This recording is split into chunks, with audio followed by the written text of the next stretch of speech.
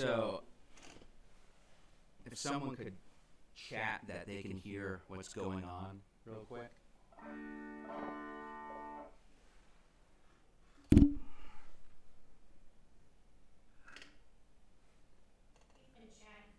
Okay, well, I just want to confirm one more time before we start that everyone can hear.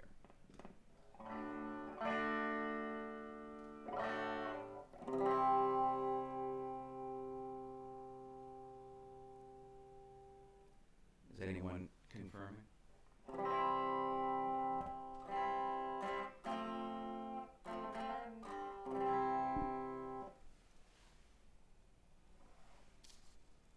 So welcome to the 20th anniversary celebration. And so we'll just get into it here. This is an album I actually started writing 6 years ago. And let's see here. Can hopefully people can hear me. That's okay.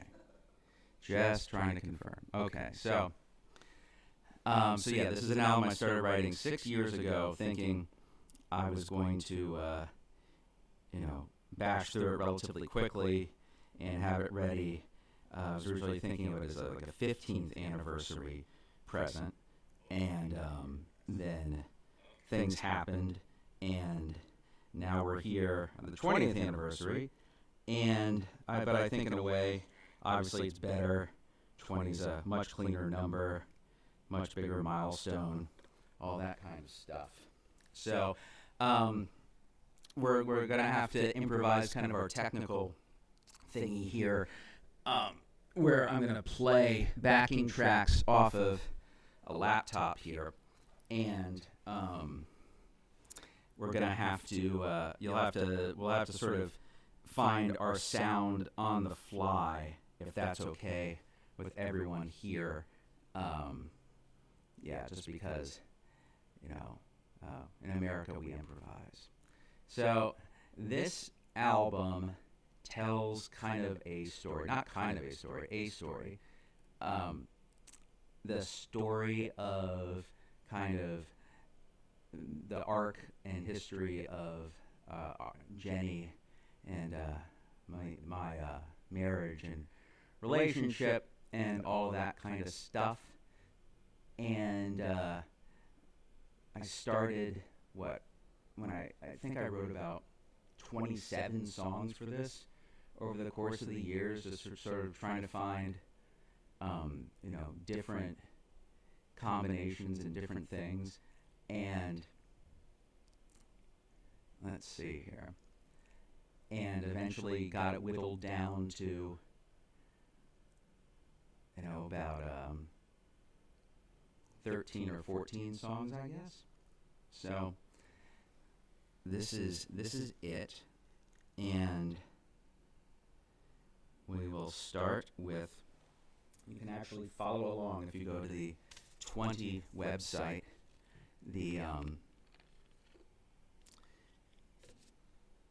Let's see here. I can go to it too.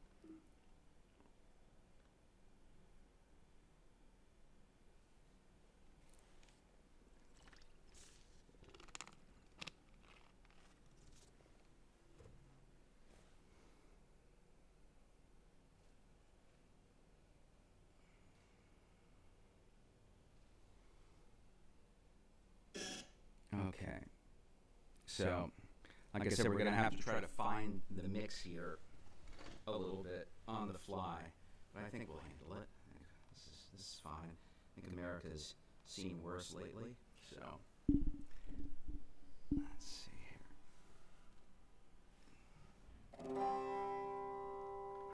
All right, so this first song is called "History of Man." If you're following along, and basically the idea of it is the conception of it kind of came from this idea of a conversation I had with a friend of mine about sort of the history of this marriage and relationship and all of that, and sort of me explaining to him that, and a friend of mine was sort of going through a tough time at the time, and I was trying to explain to him that, you know, if Mrs. Cregan and I can sort of make it through the various travails that life has thrown at us, you know, what you're going through is nothing. This is just a blip, trust me. And so the song is kind of from that perspective of, you know, just talking to a friend and trying to explain that, you know, it's you know, it could be far worse, and, you know, you're going to make it through what you're making it through. So I'm going to play the backing track off of this laptop here instead of the other setup I had planned. So we'll just, like I said, we'll just have to kind of find the mix as we're going here.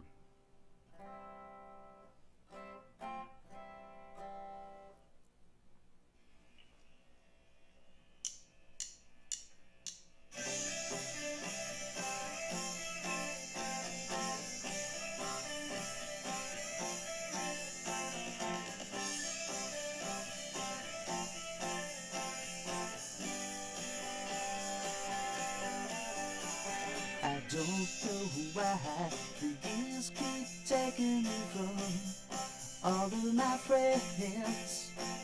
I don't know why the fears keep keeping me from calling on them. But listen, you suffer, oh I've seen it, the world is kicking you around. But hold on, friend, 'cause I'm coming. Give me a name or a number, an hour to land.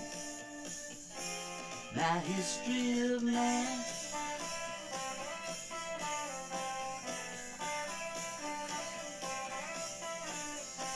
This biography of mine is no grand design, but doesn't lack for the heart. Terminology mistakes, too many partakes. Well, I like me falling apart. It's some start, you suffer, oh I've seen it, the world is kicking you down. But hold on, friend, 'cause I'm coming. Give me a name or a number, an hour to land. My history of man.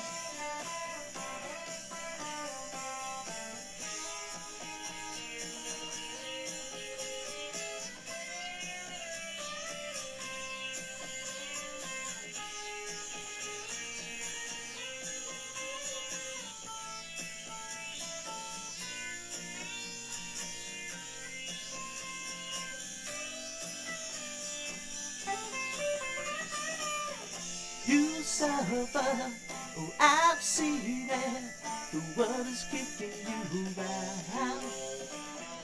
But hold on, friend, 'cause I'm coming. Give me a name or a number, an hour to land. With nothing to say, my history of man. My history of man. My history of man. My history of man.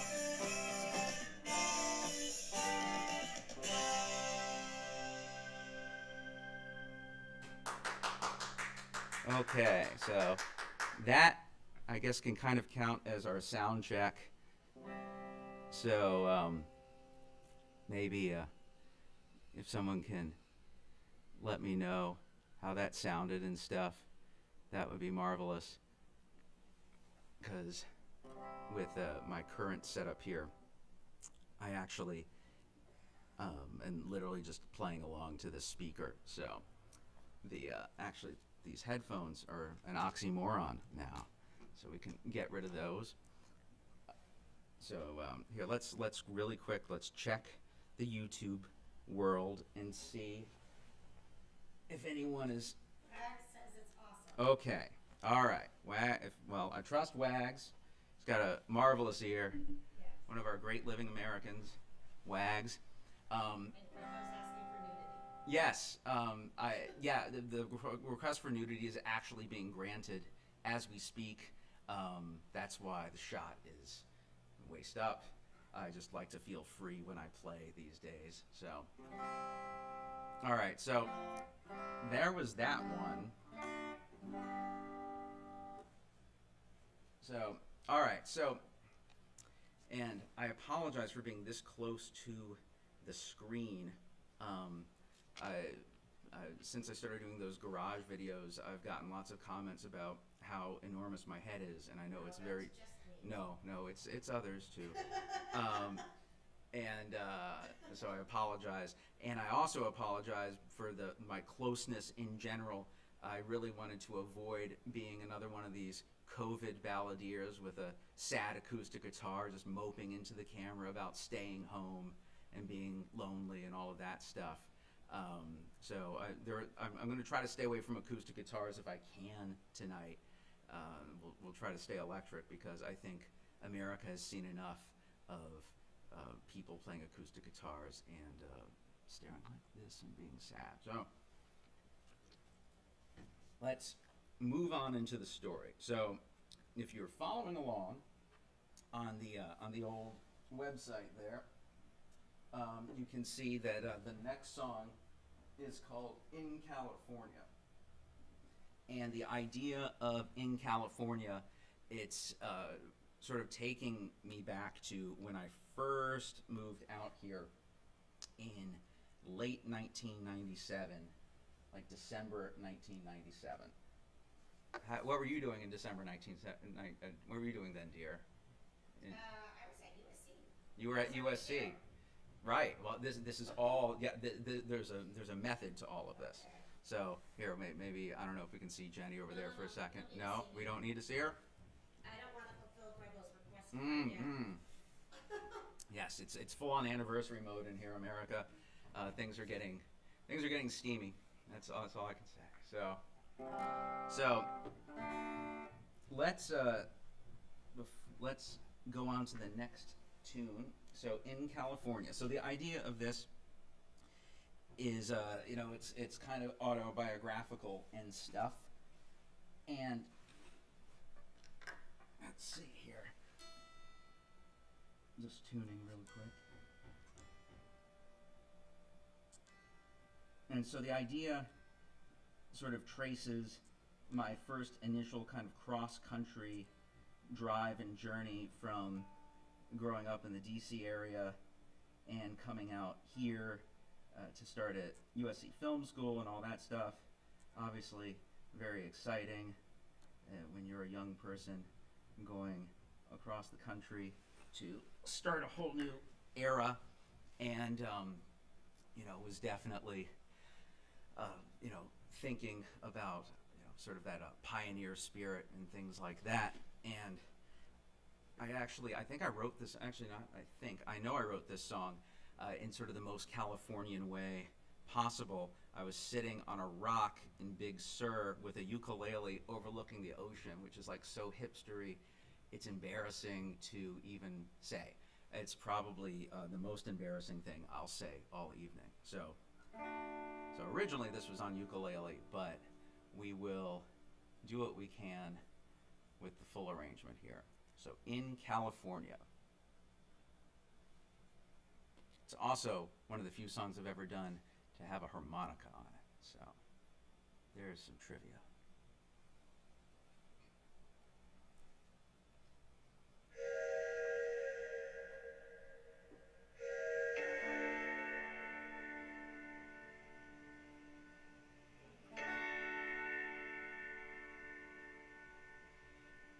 Was born back east, was rectified in peace by way of old DC and Onondaga. But I struck out, descended into doubt. I'm rolling on Highway 40 to California.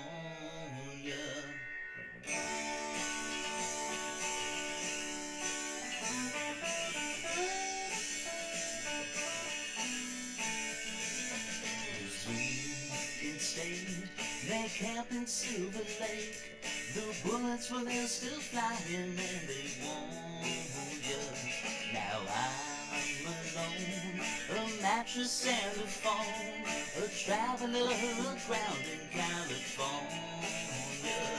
The pioneers could not abide. They'd find a field and colonize.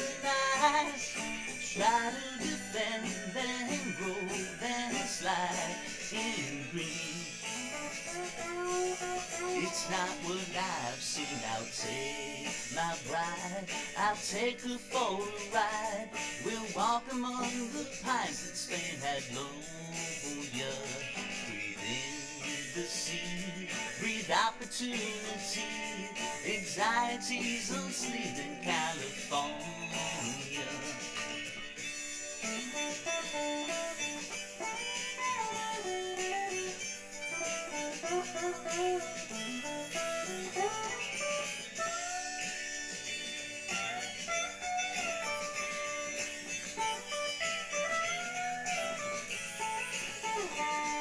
The pioneers could not abide. They'd find a field and colonize. Try to defend and grow and slide in green. It's not what I see. Was born back east in capital D.C. Was sanctified humidity had warmed up. I'll take no rest, keep hoping for the best. An outpost and some wine in California. A touch of the divine in California. Ignore the warning signs in California.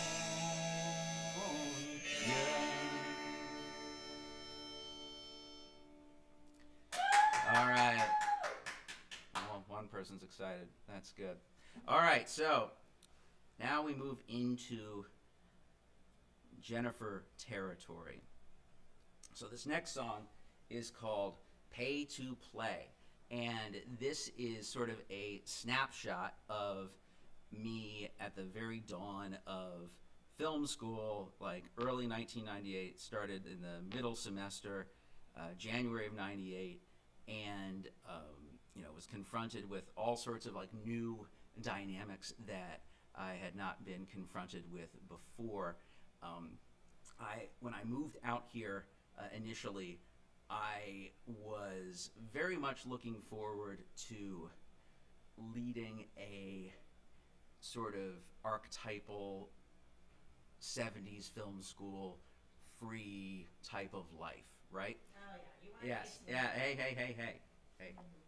And I think back then I even referred to it as the new decadence. When I moved out here, I was all charged up, and I was like, "This is going to be the new decadence, and we're going to take no prisoners, and it's going to, we're going to have so much fun, it'll make John Landis blush," like that kind of outlook.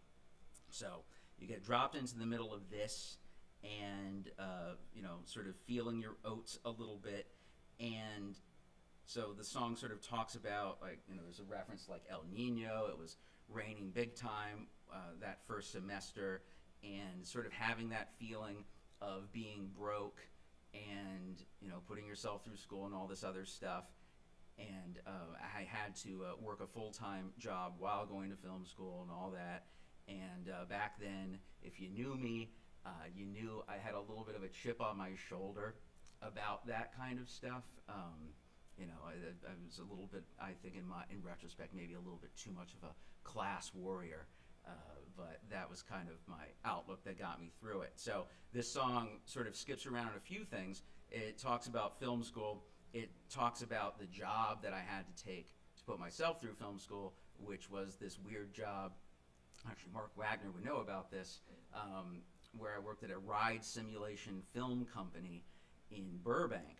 And my main job when I started was it was like, if you've ever been at Dave & Buster's and ridden those rides where the seats in the movies move along together, one of my jobs was to program the seats to move along with the rides. Very specialized skill. that only a couple of people knew how to do. And the reason why only a couple of people knew how to do it is that it was really bad for people's lower back area. Like, no one had told me when I started it that basically everyone who had ever had this job underwent some sort of mass herniation of their lumbar area. So we're getting into that area also where there's some back injury references in here, and then this song also kind of anticipates the future a little bit. And I think like one of the main theses of this is this idea that there have been a couple of times in my experience where Jeni like literally saved my life, and this alludes to one of them a little bit further in the future, a post-operative mishap that we'll talk about in the bridge. So this song's called Pay to Play, and it goes like this.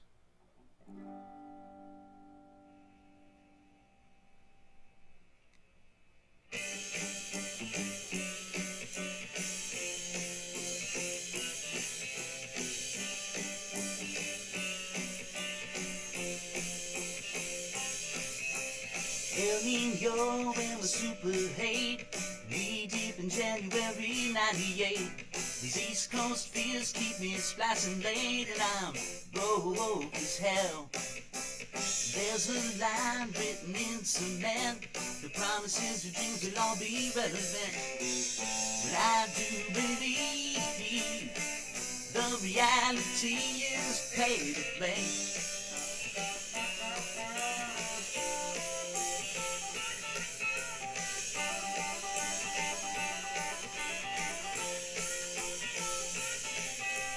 Dig the Decalogue, no time to discuss.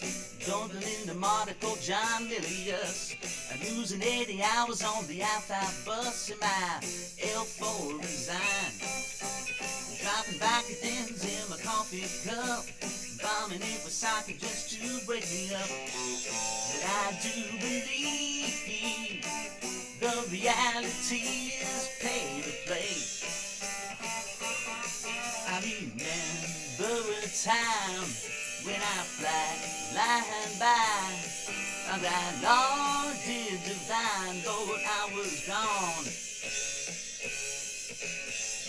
What did I see floating below me? Send out the backs and foreigners, reviving me, man, what a scene.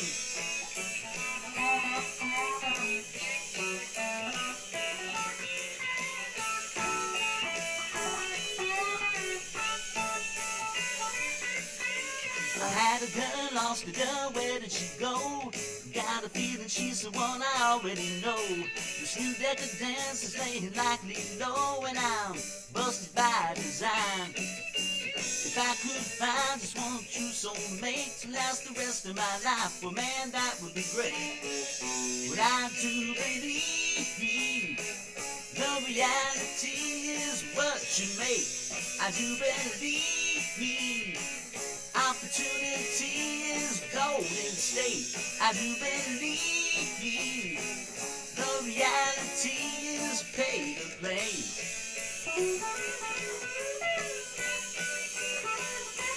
Pay to play.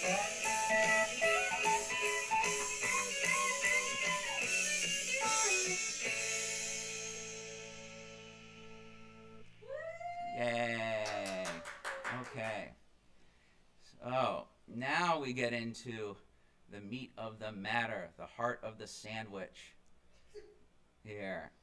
So, The chocolate of the yes, sandwich. yes, exactly, dear. So I first met Jeni on my first day of film school, and very first class, very first day. When you do that USC stuff, they make you take this entry-level class, whether you're a grad student or an undergrad, where you're basically making a movie every week, and it's you and like a bunch of other people in a foxhole, basically, and it's very intense. And when you think back on it, like there were multiple relationships that sprung out of those classes, some of which are still going strong today, including this one. And so I was there that first day of film school, again, sort of with that new decadence mindset of going, ham, just sort of, just I was ready to have some fun, ready to, do all those fun kinds of things. And there was this girl standing there, because I think you had to get up and introduce yourself in front of the whole class. There was something like that, because I'll never forget it. This girl in a James Madison University sweatshirt, and which was an obvious tell, because JMU is a Virginia school, and being from Northern Virginia, DC area, I immediately honed in on that. And yeah, there was this girl, Jeni, and tried talking to her early on, tried to formulate some kind of discussion, and she kind of wasn't having it early on. I think that's fair to say, right, dear? Yes. Right? So her mind was on other things. Her mind was on her studies, I think. So it took a while, took a minute, and but eventually we were paired up in a acting class together, and we had to do a scene together. And the scene was that famous scene from When Harry Met Sally in the Delicatessen, and I'll just leave it at that because this is a family stream. But there was, that afforded the opportunity to finally sort of get some quality time with Jeni. And yeah, there was just, there was something about her that I kind of, no matter what else I was doing, couldn't stop thinking about, which was strange to me, not because of her, but because I was in this other mindset of kind of sowing my oats and having fun and all this other things. And Jeni, at the dawn of our relationship, was about as opposite from me as opposite can get, in terms of sort of coming from this, very conservative, Rush Limbaugh'ian background. I think back then you actually listened to Rush Limbaugh, didn't you, dear? Yes, she did. She did listen to Rush Limbaugh. So there were all these things going on, and but I just couldn't sort of put this thing out of my mind.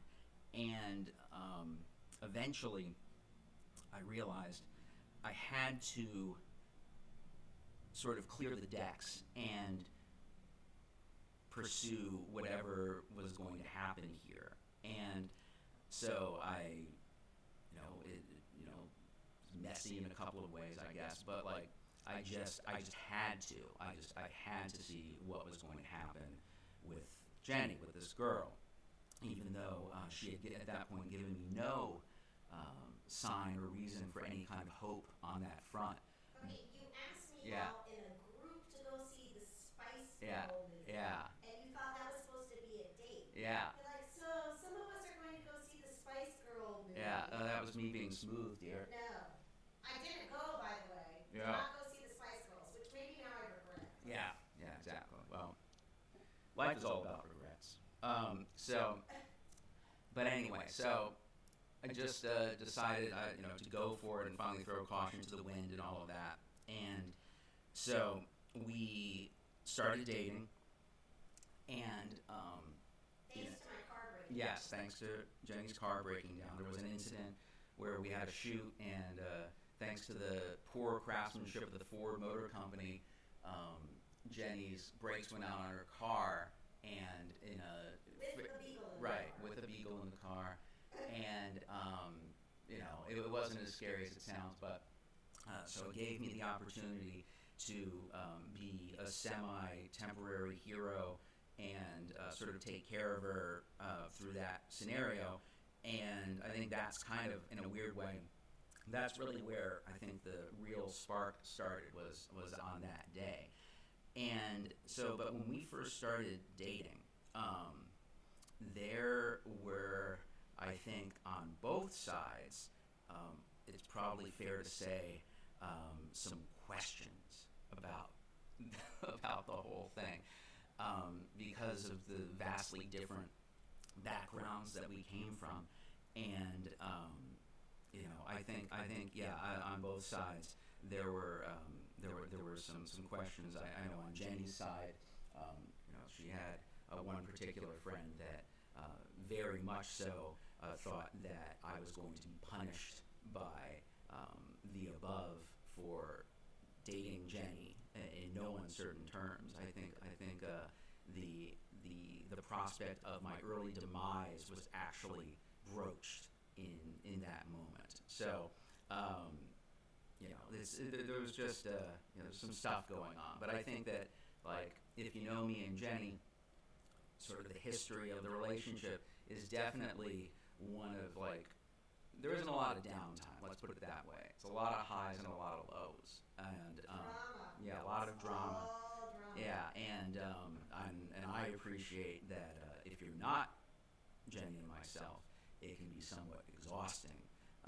But the drama kind of started from the get-go, even from the moment we got together, where there, like I said, people on both sides. Kevin and Jason Yeah. have to remember Oh, the drama. yeah. Oh, I think anyone who saw it remembers that.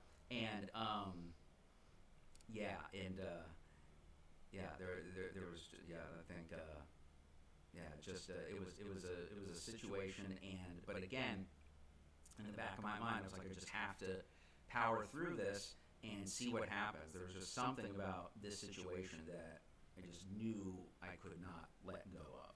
So this song is called "The Belle of USC." Wait.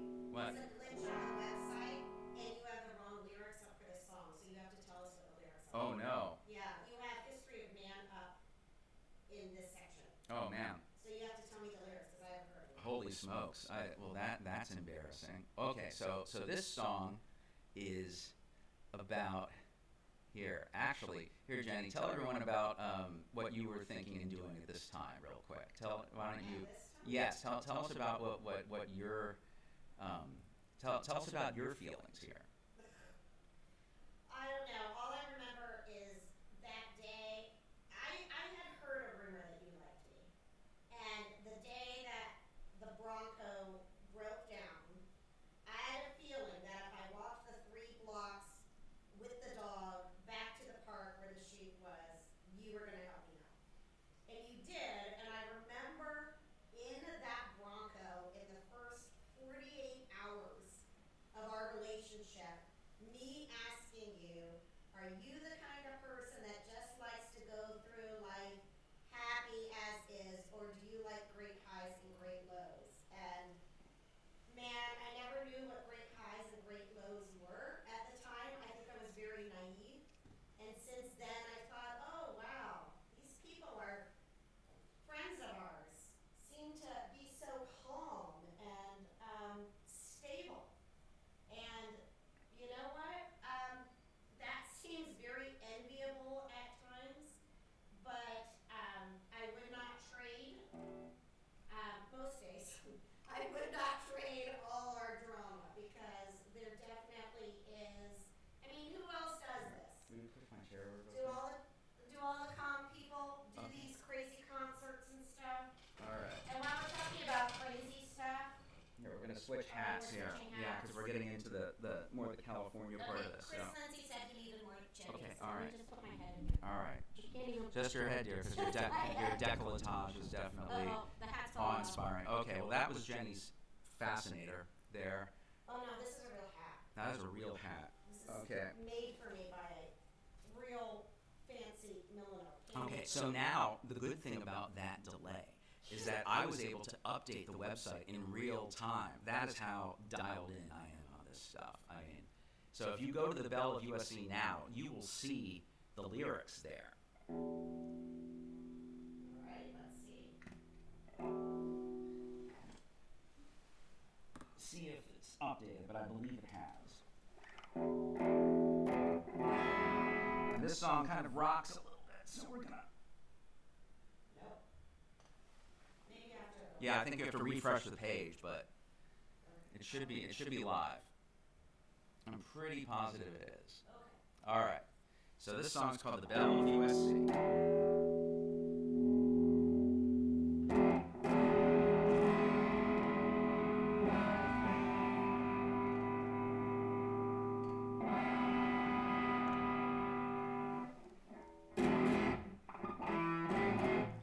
That's much more rocking. Yeah, it's your There it is. impressive. Yeah, very impressive. Here we go, Belle of USC. And so this alludes to all of those things that we just talked about, including the idea of being in a very old-fashioned courtship. Let's just put it that way. All right.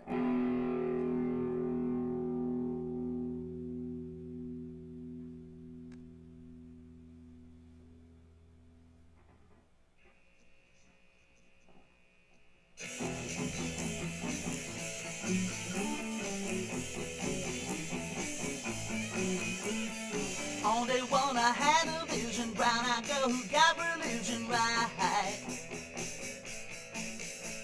Knew right away she could be heaven if I ever learned and fell in line.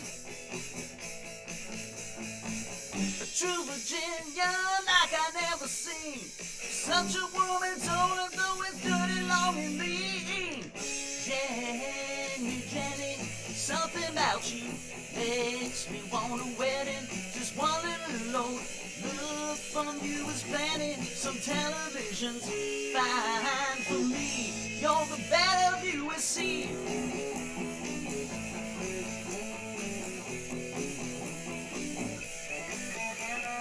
Before long, my only thing was thinking I might get a ring on time. A student loan or two could get you white coat and some clarity to bind. Only problem I could ever see were all your friends who prayed you and not loving poor old me. Jeni, something about you makes me want a wedding. Just one little old look from you is plenty. Some television's fine for me. And the Belle of USC. Well, everyone is betting that you're gonna show the door. I'll take that action, wear a match you never saw before. To show them that you're tougher than any girl alive. If life with me is rough, oh baby, you're perfect wife.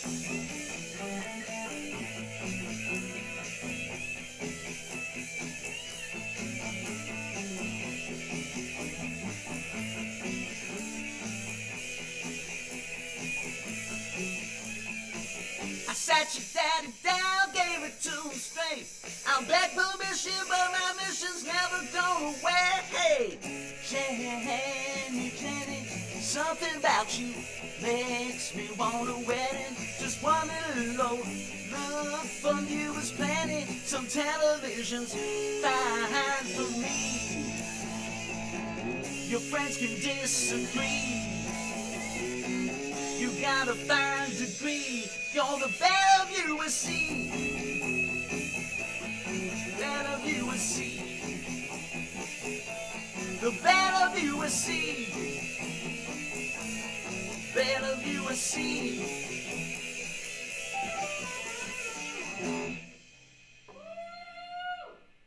All right. Yeah, the unfortunate thing about playing it off the speakers, you're not getting the bass with the full effect here, but I think you're kind of getting it. All right, so moving fast into the next one. So, Dreaming in Humidity. So this song is about sure anyone in a relationship, long-term relationship, can kind of identify with that kind of first moment where you are separated for whatever reason. And I always feel like that's kind of one of the first keys of when you get out of that early honeymoon stage, what when you sort of start to find out what a relationship's really made of. Because like, in those first, few weeks or whatever, no one can do any wrong.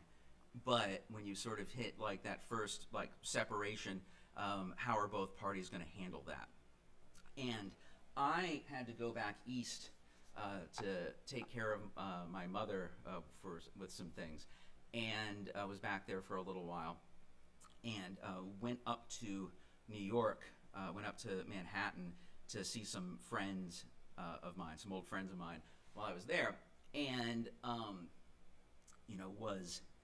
it was very hot, very humid. It was like the middle of the summer in New York, so it was like 1,000% humidity there in the song, and was with a group of people that had known me for quite a while and had known,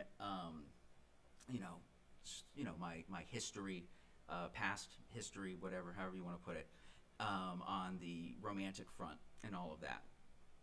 Some people that really kind of knew all of the ins and outs there, and you go to New York, and it's you have like one weekend, and it's one of those things where you just want to kind of go nuts and go full back an alien, and all I could do was talk about Jeni. And at this point, we're maybe like a month into it. I think it was about a month. And this one girl that I was friends with, old friends with, and I'll never forget it, in her Boston accent, it was just like, "Danger, Will Robinson, danger." And she was like, "I have never seen you talk or react or think or express yourself so openly about a girl, let alone one that's like 3,000 miles away at this moment." And she was the one that called it. She was like, "You are going to marry this girl." And I was like, we've been dating for like a month. I feel like it's a little premature.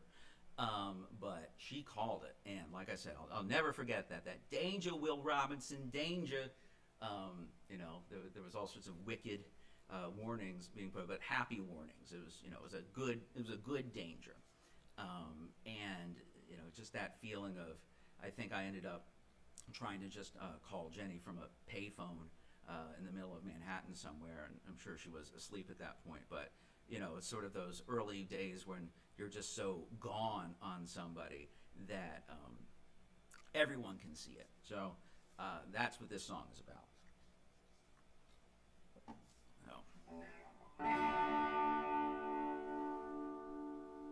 And please, if you can't hear the backing track, somebody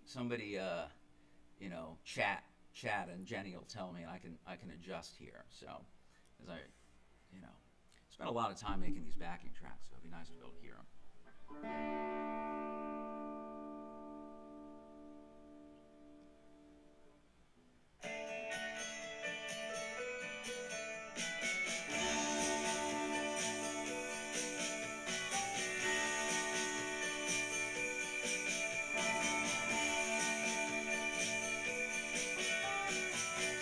I was dreaming in humidity. You were sitting right up next to me.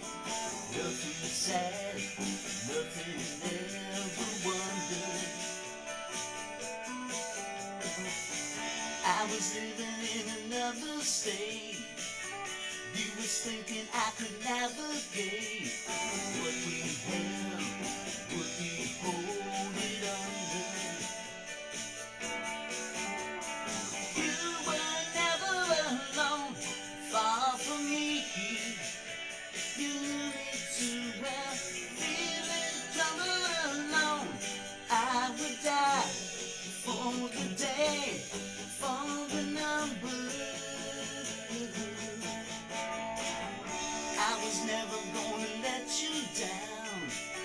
Tired of seeing you get talked around. Don't be mad, duck behind the thunder.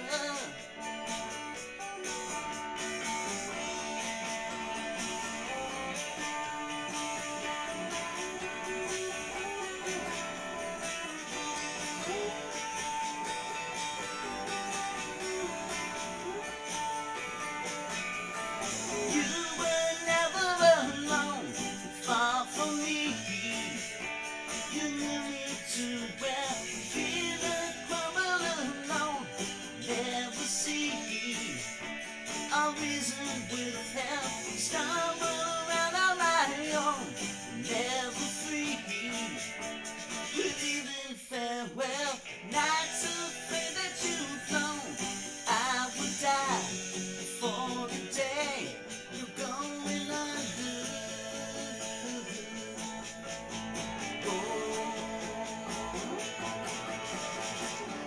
I was dreaming in humidity. I was dreaming in humidity. I was dreaming in humidity. I was dreaming in humidity. I was dreaming in humidity. I was dreaming in humidity.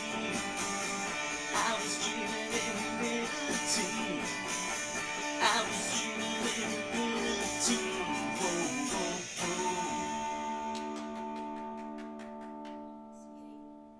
Sweetie, I have to use the restroom. Can you talk about sports or something? Okay. Talk about sports. Apparently, we're going to take a 2-minute bathroom break. Miss Jenny was so excited about that song that she has to go to the restroom. So if anyone else needs to take care of any personal issues, this would be a marvelous time to do it. So this, so I can tell you while she's gone that she has never really heard these songs before. This is a debut for her as well, and been trying to finish this in time for the anniversary, and it's been a little bit of a drive to get there, but we've gotten there, and I should say, while we're taking a break here, that in terms of actual musicmanship and real musical ability, I got some amazing last second help from my friend Nick, who played all the drums on all of this stuff. Pulled some very late nights this week to help pull it all together, and he I guess while we're waiting, we just do a brief advertisement there. If you want to hear some really good music, you can go to Spotify and check out Nick Freitas. You're doing a Nick promo. Yes, doing a Nick promo. Let's stick my head back in. Okay, here, why don't you...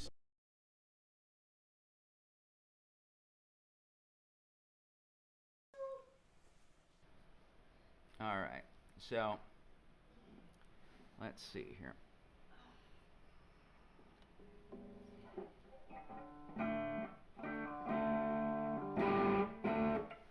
All right.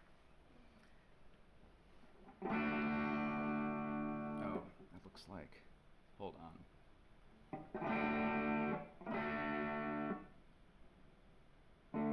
All right. Hopefully everyone can hear me there. I think something went out for a second when Mrs. Cregan said hello, but we're back. Actually, honey, can you hand me that lemonade so I don't have to get up? Is See, this a lemon? no, that lemonade. This one? Yes. Well, Tony Lumino brought us lemons. Oh boy, thank you, Tony Lumino. Where would we be without our lemons? I don't know. We would be lemonless without them. But now we also have Roger Marie bring us lemons. It's like, Yeah, it's oh, just no. amazing One of the things we have in common. amazing outpouring of citrus all around. So, and again, please, if something with the mix is off, chat away, and I'll see if I can help with the balance a little bit here, because I'm just literally... No, chat about more fun things than that. Okay, and we will chat about more fun things than that. So, so getting back to the program here, if you go to the next song, Two Little Words. So now we get into marriage territory here, and so basically, long story short, how do I wrap this up quickly? So I proposed to Jeni sort of in record time, I think, by modern contemporary standards.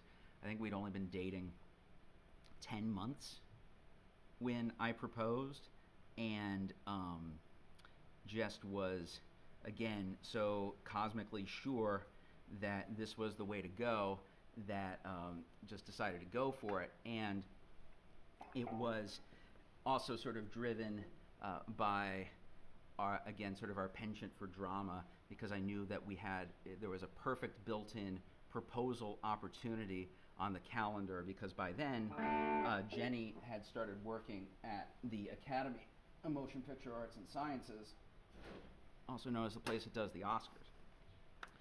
And so one of the byproducts, one of the good things, because they don't pay much there. I think you basically get paid in, gift certificates. But like, one of the few things that they throw at you is you get to go to the Oscars every year. And so I knew that if I proposed at the Oscars, the probability of Jeni saying no was probably less than 30%. That was about where I put the odds there. And so I tried to stack the deck as much as possible to make sure that this went off and would go correctly, and actually had put the if you look at the website, there's a video clip of Jeni being interviewed right after the moment went down. And so basically I set it up with the Academy, got permission from the head of the Academy to do this. Yeah, you never told me that. Yep, I went above and beyond. You never told me you asked Bruce Davis. Yeah, I did. And I'm really regretting I didn't put Ellen and Robert, didn't invite them. Oh well, can't make an omelet without breaking some eggs.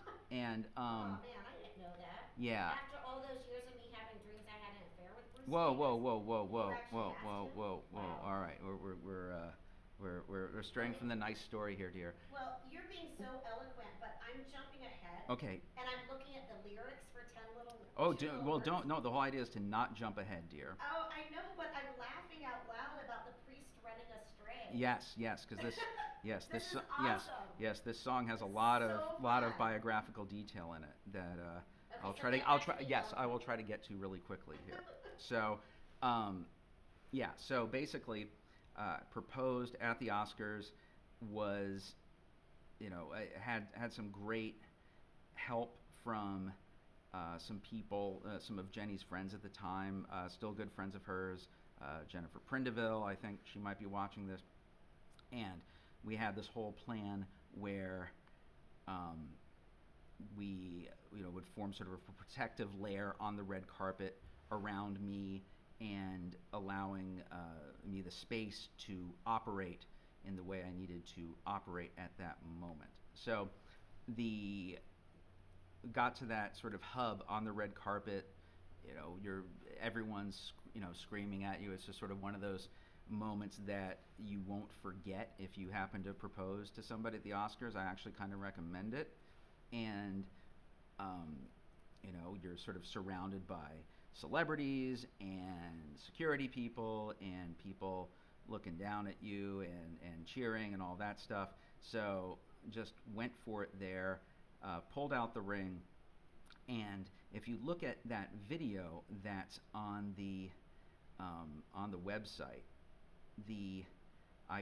what happened there was Jeni, early on, I had sort of given her, I guess what you would call like a promise ring, which was just a cheap plastic ring that I think I got out of like a gumball machine, and it was like a white plastic ring with a red plastic stone in the middle of it, and I had kind of given it to her as an aside, but Jeni took it very seriously and wore that plastic ring everywhere she went, and to great dramatic effect. So it was sort of me in that moment sort of gaming out the idea of, would she accept an actual ring in this scenario. So, had an idea that she would say yes, but it's definitely was one of those very intense days. I remember listening, whenever I kind of have a very intense thing I have to do, I tend to listen to one song over and over and over again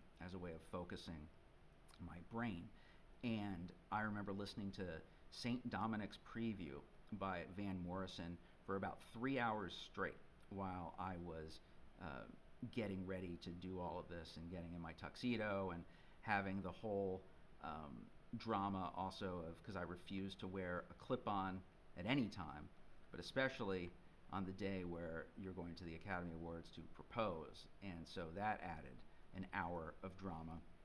Only an hour, dear? Only an hour. It was very early in my bow tie tying More career. recently, it's taken you Yeah. 2 hours to Yeah. tie that bow I used to. tie. It's been a. gotten Yeah. worse, not better. Yes.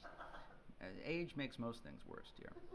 So, anyway, so did that. She said yes, and we had a. Wait, Kate Blanchett. Yes, Kate Kate Blanchett. Blanchett Yes, congratulated Kate you. Blanchett and Aerosmith were right there. It was all very It romantic. was the year of Elizabeth. Mm-hmm. Yes. I think of it as the year of Aerosmith myself, but I thought you were going to say it was the year of Jenny. Come on, you missed every year is your year, dear. So then we had about 14 months before the actual wedding. So that was one of the byproducts of proposing so quickly, is that we had a very long engagement. And I would say, in retrospect, dear, if you would agree with me, that the long engagement was a bad idea. Yeah. I think that. I would advise our kids to have a long courtship and a short engagement. Yes, I think I based on our experience, I think the optimal length for an engagement is probably 7 to 8 hours. I would just jump right into it. I would not wait one damn second. I would just do the ring, like drive to the closest parish priest and just wrap it up as quickly as possible. And instead, we had this very long, drawn-out engagement where I think that's where, if you knew us then, was probably one of the rockier periods in our relationship. I think if you're our friends and you hung out with us then, you might have this idea of like early John and Jenny being sort of one long, like F. Scott and Zelda Fitzgerald type moment, basically like a 14-month conniption fit, where there were just like lots of fights, like very public fights, like just like did not give a damn about who saw what was going down. And so there was, I think that there were, it was a rocky period, but again, there was just something that told me, like, no matter what. I remember thinking of it as like flying. I had this metaphor about flying a bomber on a bombing run, and you just have to fly low, and there's flak bursting all around you, and everything's going to hell, and the cockpit's being rattled by enemy fire, but you just got to stay on target. And that's our, sort of in that, it was very much like, the blowing up of the Death Star scene in Star Wars, where you just have to keep going and stay locked in. Even if Darth Vader is right behind you, you just have to keep moving. And I would say that one of the real saving graces of that period was the fact that our families were very supportive of us and everything that was going on during that time in general. Yeah, I mean, but they didn't know how rocky it was. they didn't know how rocky it was, but it we was. didn't tell them all that. But yeah, I mean, there was to this day, I am shocked at how accepting Jenny's parents were and are of me, because man, if let me put it this way, if someone like me started dating Fern, things would get ugly pretty quickly. Let's just put it that way. Well, for the record, you are really great, and you have this really good heart, and you've always said that you can talk to anybody about anything. So you've always been very respectful to my parents, even though you have different political ideologies and whatnot. You've been very respectful, and you've shown them a great deal of you go. Goes both ways. Yes. So this song, two little words, and the words are "I do," by the way, if you hadn't figured it out,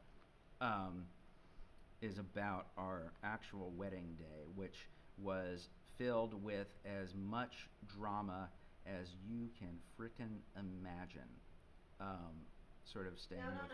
Wedding day was good. What? No, well, yes, but It was yes, but day before yeah, that. yeah.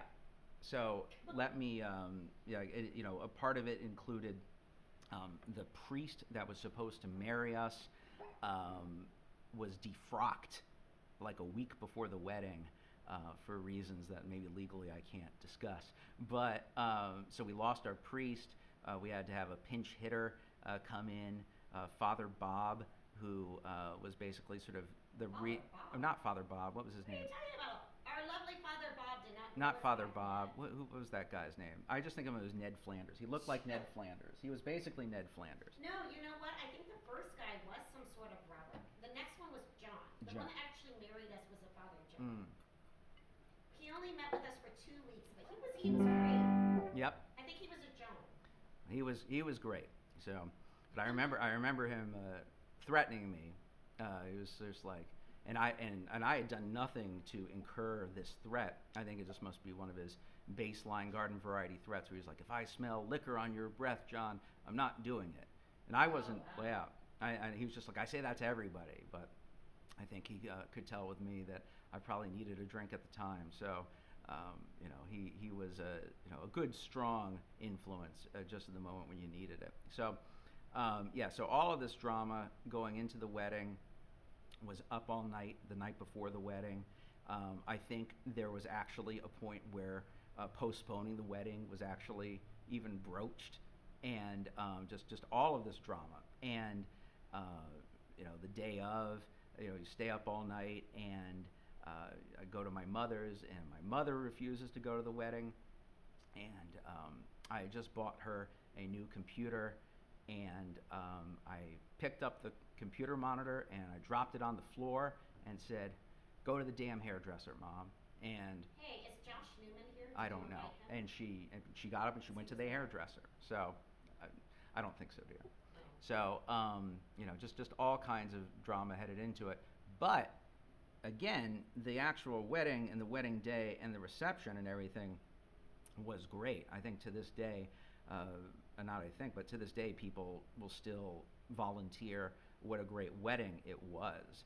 And it really was. Again, it was like sort of like all this drama and craziness behind the scenes. Just on multiple levels. Really, I use this term a lot, emotional exfoliation, and it was definitely an emotional exfoliation where like just a lot of people came to play. So some highlights from the wedding, right? So Lisa, I don't know if you're watching, and Denise, but our bridesmaids carried calla lilies, and my aunt Denise had formed a tissue calla lily for her bouquet for crying. That was pretty awesome. I think it was Schwartzbard. Somebody said that we got married at magic hour for lighting, which was really cool. Mm-hmm. I don't know. I got to dance at a reception with my nephew Jordan. I don't know if he's watching, but he was only a little kid then, like I don't know, 13 or 14. And John and I had taken tango lessons. So we did a tango, and I had a rose in my teeth. And then he orchestrated for me to be carried out, like Jewish style, on some chair up ahead. Do you remember who helped you carry it? No. There were 4 of you that carried me on this chair, and you guys know I love that. I was just up there like a queen waving. It was pretty amazing. So we had an awesome wedding. Yes. My dad said later he should have sold tickets to it. Yes. So really, it all came together in the end. So that's what this song is about. So 2 little words. I was thinking about trying to play this on Fern's American Girl piano, since we're having some technical issues. Gift from Grandma and Pizza Wilson. Okay. Yeah. So here we go. For the record, John's getting really annoyed I keep interrupting the show. But, All right. that's my deal. So let's see what we can do with this American Girl thing here. So this is Fern's American Girl piano.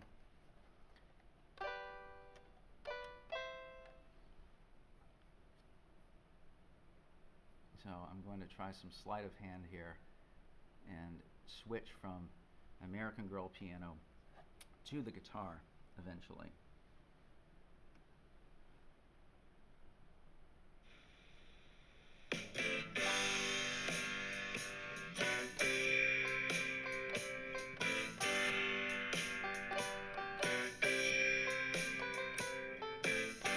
Was so relieved, somewhat confused, that I could win someone like you.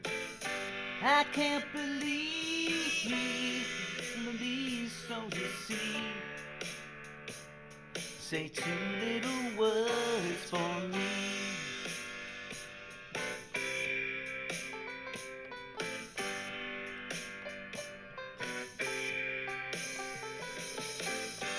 I took a knee and asked away.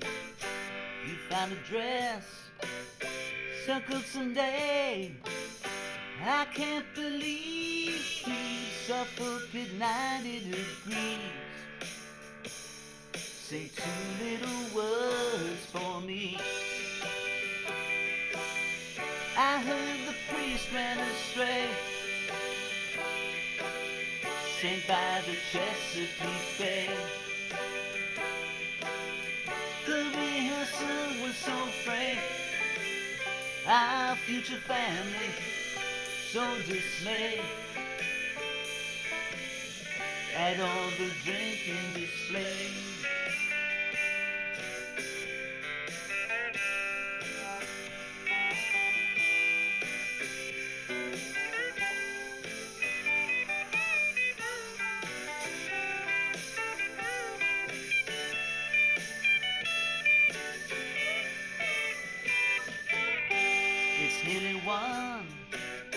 It's nearly time for you to walk right down the line.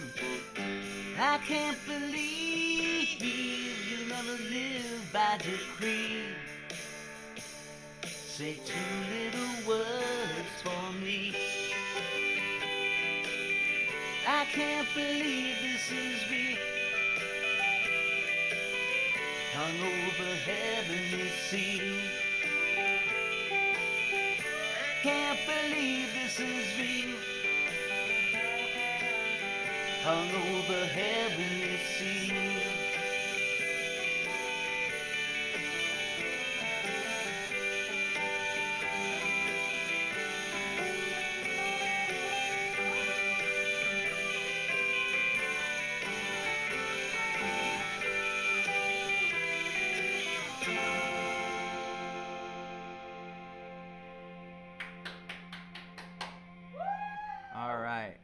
Now we're married.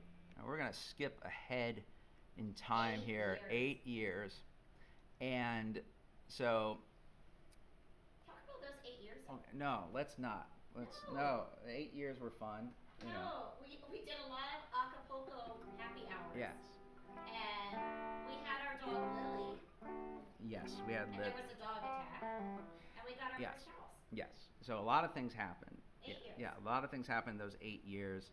Where, getting married as young as we did sort of enabled us to wait a while before reproducing, and I think that was it was good. It was a good wait, and we got in a lot of sort of young married fun, and things went very marvelously and smoothly, and then around I think we were about 33 at that point. I decided that at that point I think a couple of our friends had stabbed me in the back and gotten pregnant, and there was sort of no more delaying. At a certain point, we just had to enter the arena of parenthood. So we did, and I remember that it actually got posted to my Facebook feed today. The memory of it, of me at the Cannes Film Festival. in 2008, right when Jeni was about 7 or 8 months pregnant, and 8 months. 8 months pregnant, and there was, and her doctors, and I talked to the obstetrician about it, like, is it okay for me to travel this closely to the due date? The obstetrician is like, oh yeah, we've got this stuff so dialed in these days, we get these due dates exactly right. You travel away, it's 8 months out, 8 months pregnant. There's no danger, no way you're gonna miss anything. And so I was over in Cannes with in Cannes. Yes, established that. Yes. I'm not Yeah. a Cannes. No, you weren't, and I was. And for professional Thank reasons. you, David Graeber. Yes. I think David is probably here. So yeah, there with the Severins in Cannes, canning it up and having a marvelous time. It wasn't as marvelous as it could have been because Jeni wasn't there, but it was as good as you could get without Mrs. Cregan in attendance. And there was talk about sort of traveling on to Amsterdam after the Cannes part of the trip.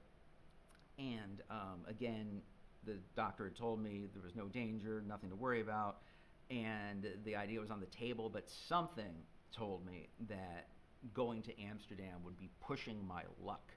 And so I decided to come home, and got home, and I think got home late Sunday night. And Jeni and I went to Indiana Jones and the whatever the hell that one Yeah. was at the time, Crystal It was the Meth 2008 yeah. Indiana Jones movie. And may I say that we are at the Pacific Paseo, okay? We saw it at the Arclight there. We are in the elevator, and somebody remarks on how pregnant I am. And John, being John, says something stupid like, oh, her water's gonna break right here. And an hour later, at home, my water broke a month early. A month early. So A yeah. month early. Yeah, we got home. So it was about 12 hours after I got back from Cannes. Jeni's water broke and it was on. And yeah, so it was good I did not go to Amsterdam. I don't think I Yes. would have heard the end of that. So Yeah, there would not be an album today. no. Well, it would be a different album, dear. It would have. I would have written it. It would have been an album called like 8 instead of 20. No, it would have been my you know what I'm thinking? The Love Actually. Would have been my Love Actually. Who's the poor the Emma Thompson? She's Yes. listening to that. It would have been that album. Yeah, the Joni Mitchell. It would have been singing. my Joni Mitchell album. Wow. Well, that's a good album. No, you can't go wrong with Joni Mitchell. So, this is a song. This is an instrumental. It's brief. This is a song that I wrote as a lullaby for Flynn when, in those very early days of infancy, and yeah, it was kind of an auditory meme. I actually had him programmed to calm down and go to sleep when I played this. And to this day, it kind of relaxes him. I see it in his face when the song comes on, because God knows he's heard it enough. And actually, if you are a work friend and watching this, you will recognize this song as the theme of Take Care by Fabletics. I think I actually used it as the intro for that. Royalty check, I'm sure, is in the mail. So this is Flynnabye. And this song, at the very beginning, you can actually hear, I put in Flynn's little infant squeak. So you'll hear like his little squeak here in the beginning, and that is a little infant Flynn. Here we go.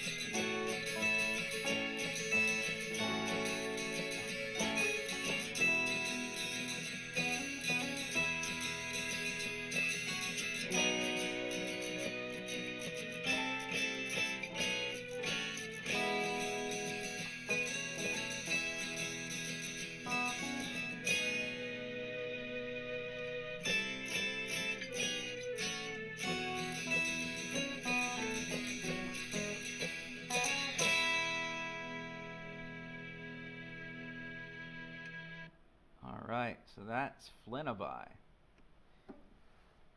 So you know, with my ADD, I'm actually reading ahead again. Uh-oh. Well,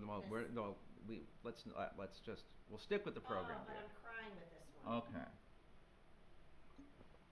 All right, this is really beautiful. The setting sun. Yeah, this is the first time Jenny's seen or heard this one. Oh, Okay. it's like, didn't bring tissues out here. Oh man. Here come the waterworks. So No, this is really beautiful. So yeah. So basically, how would I put this?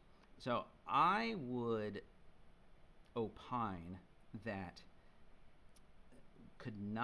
I could not do something, an album, whatever the hell you want to call this, concept album, about sort of Jeni and her unique ability to weather lots of things. And I think that if you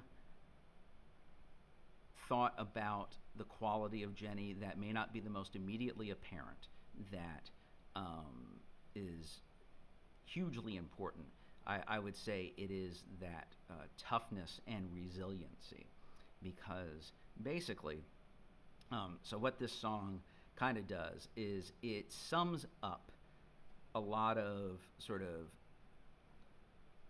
bad, heavy things that happened over the last, I would say like the few years after Flynn was born, or there was just, it was kind of like one of these periods where it was kind of like wham, wham, wham, wham, and like Jeni brought up, earlier, like she got mauled by a dog, and it was her face, and it was really brutal, and all of that, and then we kind of had this bad run where if you're friends with us, there's no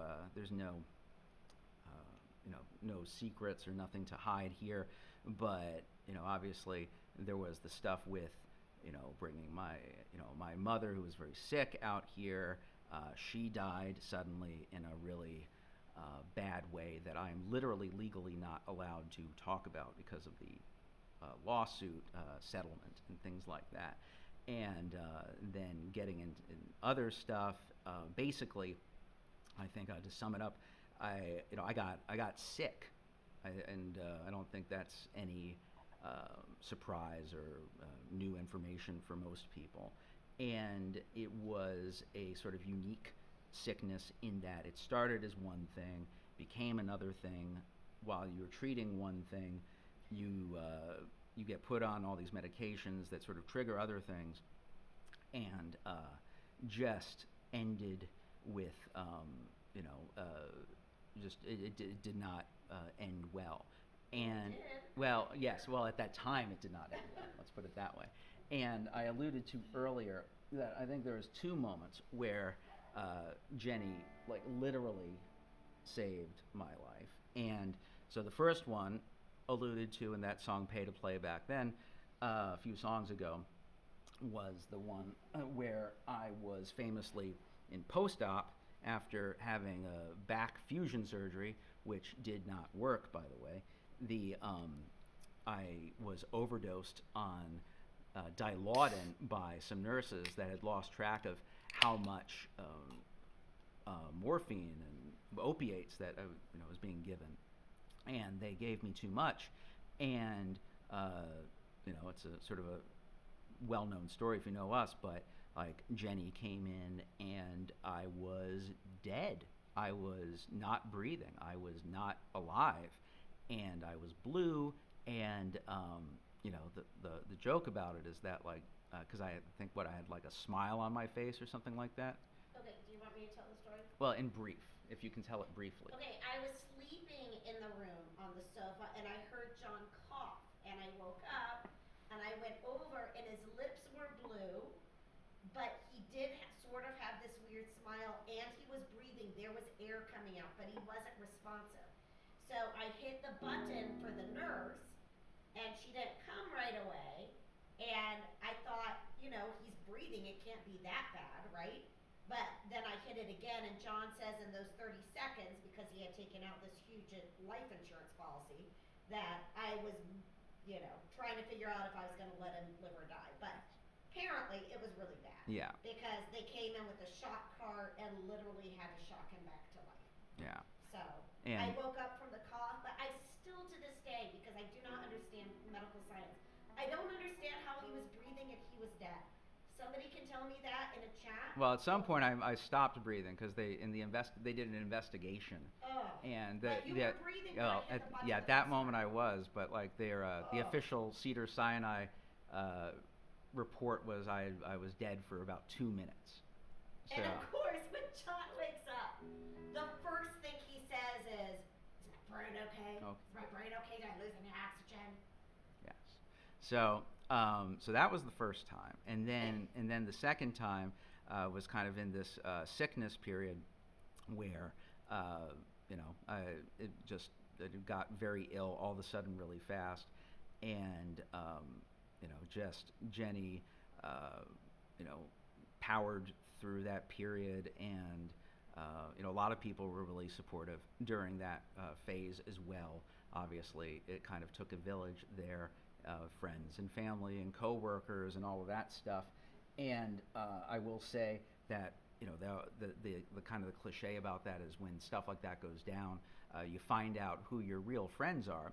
And I basically found out that like all of my friends were my friends, like 104% perfect attendance rate. I would say like maybe there were a couple of people that maybe didn't shine in that moment, but there were so many people who did that we were able to get me better and get back on the way. And I want to say that we didn't give everybody the chance because we didn't tell everybody, just Yeah. for the record.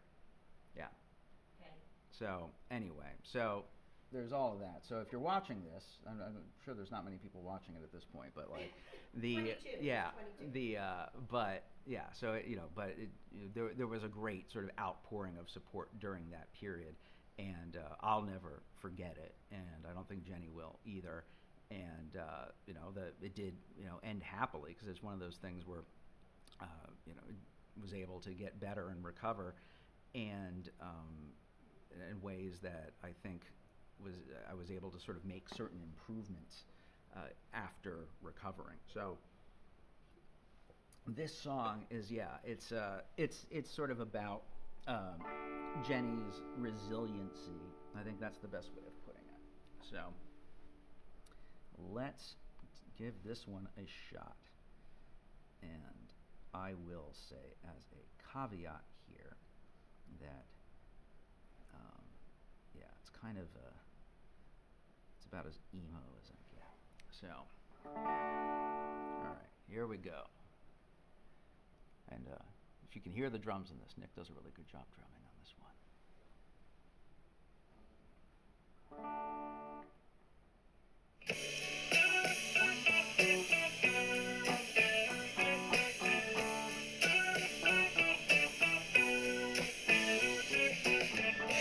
I could never walk away from you, saying something that I think is true. From the moment you said I do, the wind was blowing south. Baby, someday circumstances won't succumb so right. All this struggle won't be too bad. Adding up what we said tonight, our run is hung out loud. The setting sun can't cover my disguise, but I'll prove us through my misery. They say our love is what we can't deny. I'll protect it, you will see. You're never gonna regret me.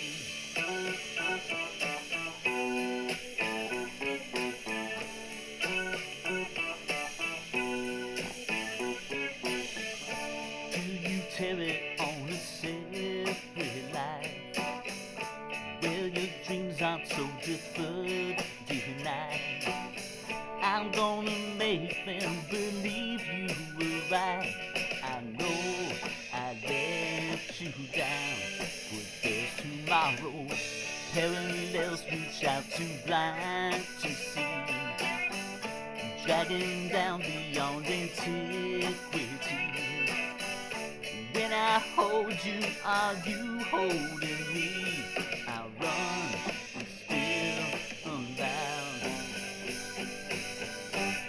The setting sun can't cover my disguise, but I'll prove us through my misery. They say our love is what we can't deny. I'll protect it, you will see. You're never gonna regret me.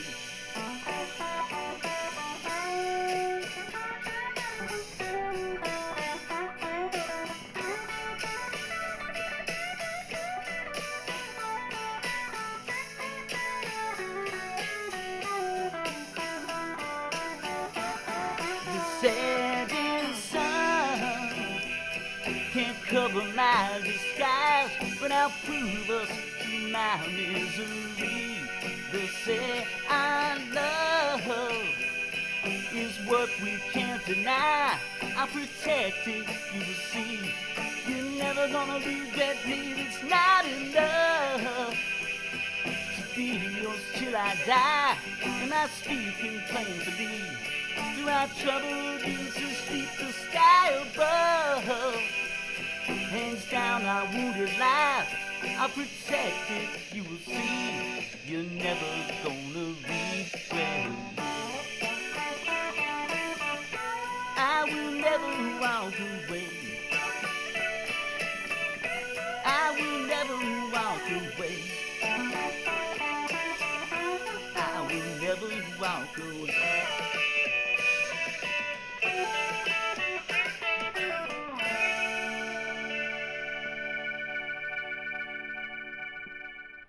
All right, there's that one. So that was Setting Sun, and so we're all back now, and so that happened, and but like I said, the good news was that sickness went away, got better, and basically got to a point where if you have sort of a really close call like that, I think you come out of it and sort of start to re-examine a lot of things. And I remember really getting this feeling after recovering where I wanted to improve in certain ways. Like it wasn't just about getting better. It was about evolving, and like, what do you take away from this, and how can you take what you've learned and try to get to an even better place than you were before things happened. And so I decided that I was, and if you watched my garage videos, I sort of came out a couple of weeks ago in terms of my not drinking anymore. And it was I've been kind of trying to be low profile about it, but it was one of those things where I think that if you knew me when, there was a guy named Phil back then. Can we not talk about Yeah, Phil? I know. Well, just briefly. Just briefly. Oh. And I You think said okay, Lance met Phil, and right? and yeah. So I think it's one of those things where, when you're younger and you have fun and you kind of go nuts, and it's kind of cute in your 20s, and in your 30s it starts to get less cute, and then by the time you get to your 40s, you really hit the sell-by date, in my opinion, on certain types of behavior. And I think that, like, for me, it was just sort of realizing that it wasn't like hugely dramatic. It was just sort of me realizing that I owed everybody a better version of myself, and that's Jeni, family, friends, coworkers, everybody, and just thinking about like how can I up my game, raise my game a little bit, and stopping that was sort of the lowest of low hanging fruit. So did it, and haven't looked back, and all of that. And so this song kind of is about my farewell to that phase, that sort of Phil phase. If you knew me when, like even back in one of our old bands, Roller Derby, we had that song "I Am Phil," where it's kind of this fun anthem. Like I said, like back in your 20s, it's kind of fun. But gets less fun as it goes on. So this song is kind of about like, moving on from that stuff. Let's see here.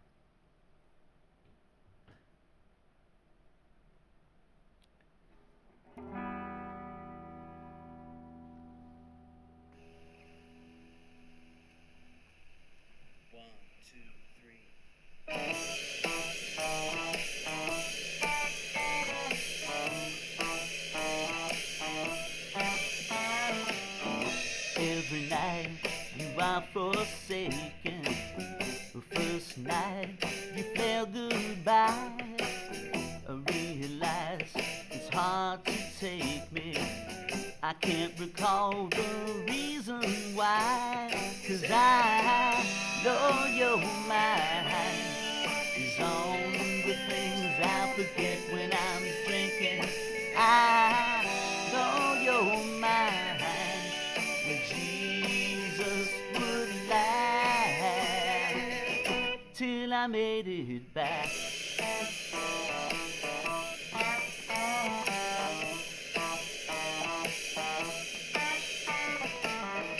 All the times I got real lost here, nights and nevers getting blurred. I realize there's been a cost here, one you can't express in words. 'Cause I know your mind is on the things I forget when I'm drinking.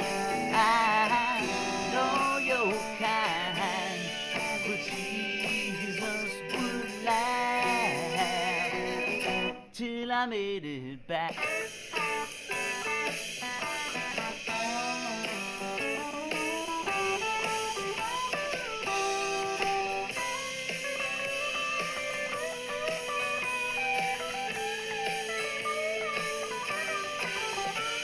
'Cause I know your kind is on the things I forget when I'm drinking. No, I'm behind on what one would refer to as thinking, and I still can't find my way home. Though the red lights are blinking, I know your kind. Jesus, I'm sad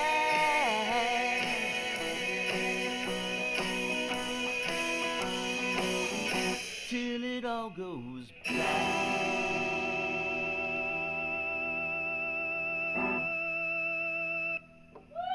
All right. I really love that one. Oh, there you go. It's a hit. Yeah, it is a hit. All right. So we get out of it. Now we're getting out of the emo period here. And so I think, like, as I always like to say in the storytelling, where you got to knock them down to build them back up. So now we're going to be building back up here. So this song, Your Navarone, this is, again, a tribute to Jeni's resiliency. And the way that I really think about her is as, like, if you've ever seen the Guns of Navarone, it's this impenetrable, unconquerable Italian mountain fortress that, like, they have to send in Anthony Quinn and all these other heavy hitters just to have a shot at taking it down. And I really think of like that as a metaphor for Jeni. This, yes. There's a lot of stuff in there. This is awesome. Yeah. Again, her first time seeing all of this. Is awesome. So, but yeah, I think of it really as a literal, metaphor for Jeni. This tough, unconquerable mountain fortress of Italian descent, and yeah, there's some references in here. Take with them what you will. Okay, and for somebody who loves words, one of your favorite words I've heard over the years is pulchritude. You love the word pulchritude. I do. It's like you're crepuscular. Crepuscular. Yes, pulchritude is it's a hard song to use, hard word to use in a song, but managed it there. So we did it. So this, by the way, is being brought to you by La Colombe Mocha Draft Latte. Oh, so Jeni is drinking in the words as we speak. Honey, here, do you wanna say anything? Yeah, my Cabernet. No. Whoa. There's 22 people. I don't know who the 22 people are. I can tell you David Gregory's still on, Mm-hmm. and Laura Hollis is still on. But other than that, I don't know Who the hell the other knows, 20 right? are. All right. Well, So I don't know. so If it was just David Gregory and Laura Hollis, then yes. Here, so you can see the. Yeah, I don't know who else is on. all right. I think this is a catchy tune. All right. Here we go. Your Navarone. Again, just sort of think of Jeni when you think of this song. So just See, I think a lot of people don't see this. What they see is See? the goofy person. See there. They There see she the is. goofy person on Facebook that is posting multiple times a day with all these stupid adventures. They don't see this depth. So thank you for letting them see the Oh, I depth. think people see it, dear. I think I think you're selling yourself short. I think people see it reflected in your tolerance of me. Well, Yeah. perhaps. Yeah. Perhaps, but yes. Yeah, I didn't have a chance to build out like the whole website, but yeah, there's so many like fun pictures going through this past couple of weeks getting ready for this. Julie's still on. Julie and Mama Barnes, they're There still we on. go. There we go. And their time, it's like close to midnight. Well, 11. then it's time to get things rocking here. All right. Mama Barnes, shout out to you.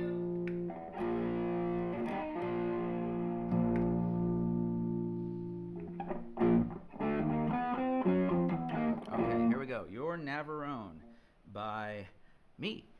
There you go. All right.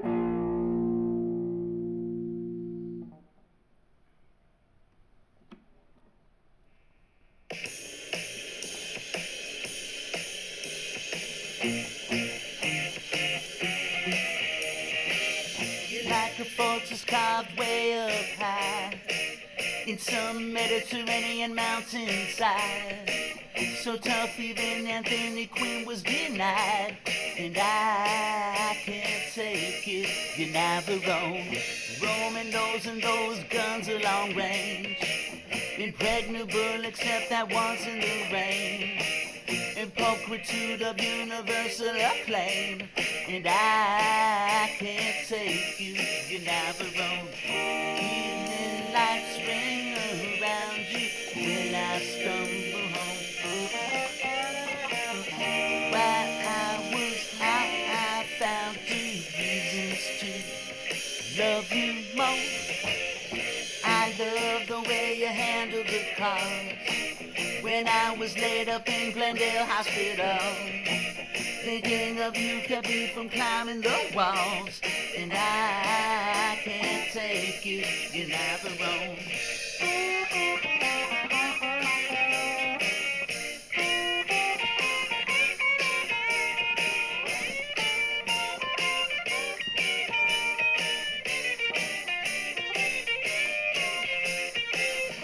Evening lights bring around you when I stumble home.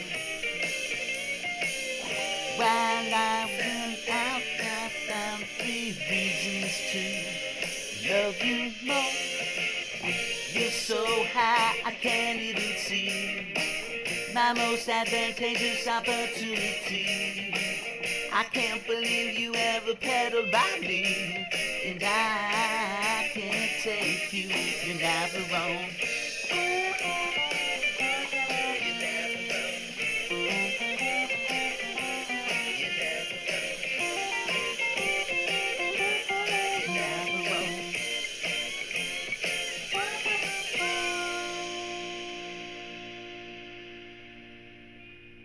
All right.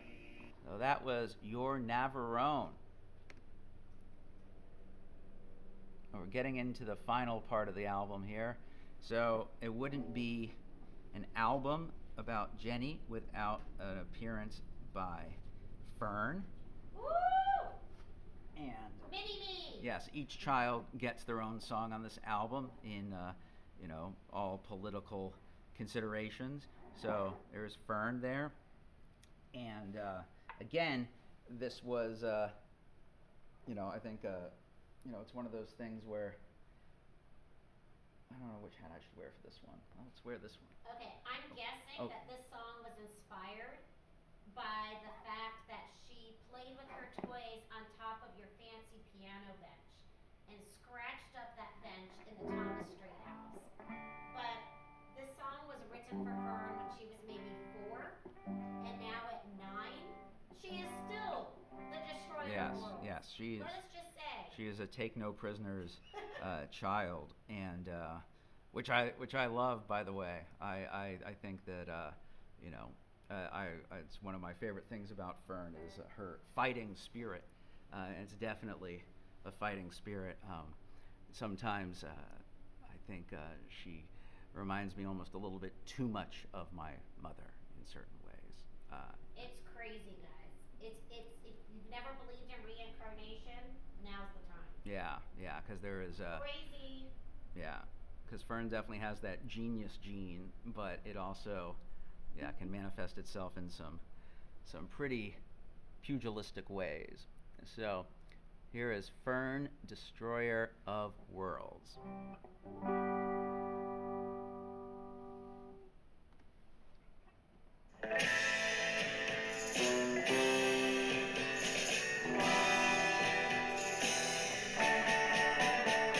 Pretty ballerina in a new swimsuit.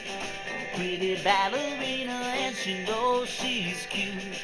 Oh no, here comes Fern, destroyer of worlds. Pretty ballerina in a new pink dress. Understated smile cause she knows we're impressed. Oh no, here comes Fern, destroyer of worlds. Even though I read her stories, I'm not so without end. No, it's almost midnight, thinking about our medicine. Pretty ballerina in a new nightgown, an animal at sea with submersibles aground. Oh no, here comes Fern, destroyer of worlds.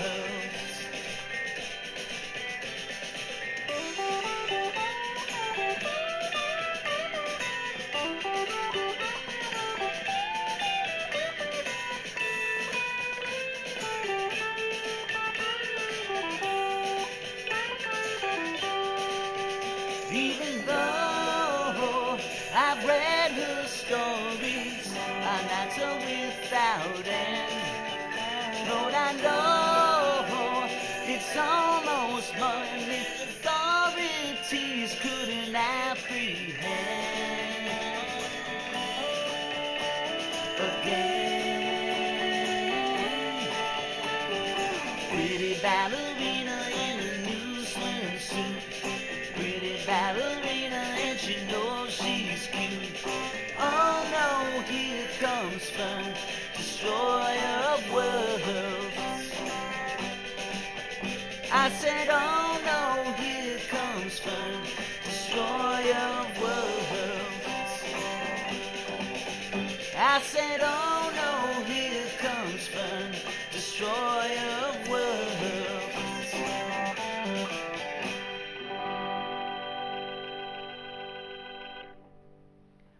Okay. All right, so we have an update. We know that Creekins are still watching. We've got the Recky Wilsons. We've got Laura Hollis. We've got John Turp and Laura Politonovich. And Julie and Kelly Barnes. There you go. Yeah. And only 16 of them. All right. So now we're getting into the final part of the album.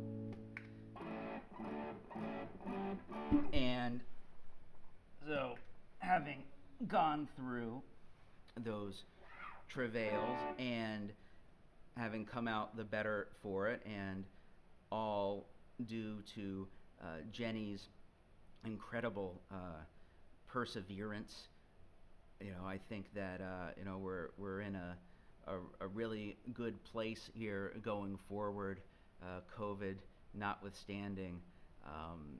It's one of those things where you get to that 20-year mark, and you're talking about some real miles at that point. And I think that you get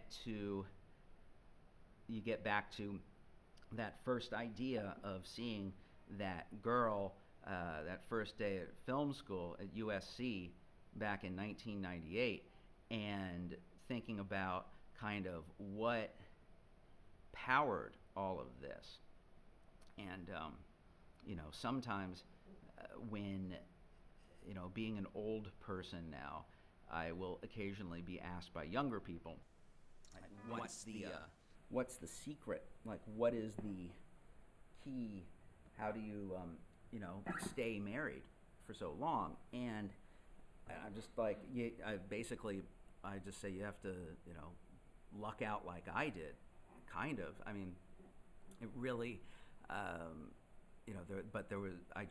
this song is kind of about, it goes back to that, first day, that first thing at USC, where you just see something and you get a feeling and you get to follow it, and you're really young and dumb at that point, and the age that we got married and all this other stuff, was really young by contemporary standards.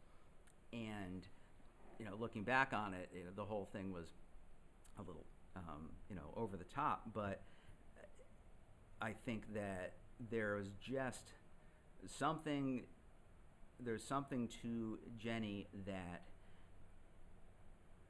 is, how would I put this, hard to extinguish. I would say that one of the wisest things that my mother ever said to me was the first time that I think she met Jeni. She took me aside and was like, John, Jeni has a very special spirit, and if you are to be with her for a long time, you are going to have to protect that spirit. And it's one of those things where if my mother was your mother, you would, there was a bit of a roller coaster there, but every now and then she would say something that was so dead nuts on it was scary. And that, again, it's one of those things that I'll never forget. And that was like, her first time meeting her. And and it's one of those pieces of advice that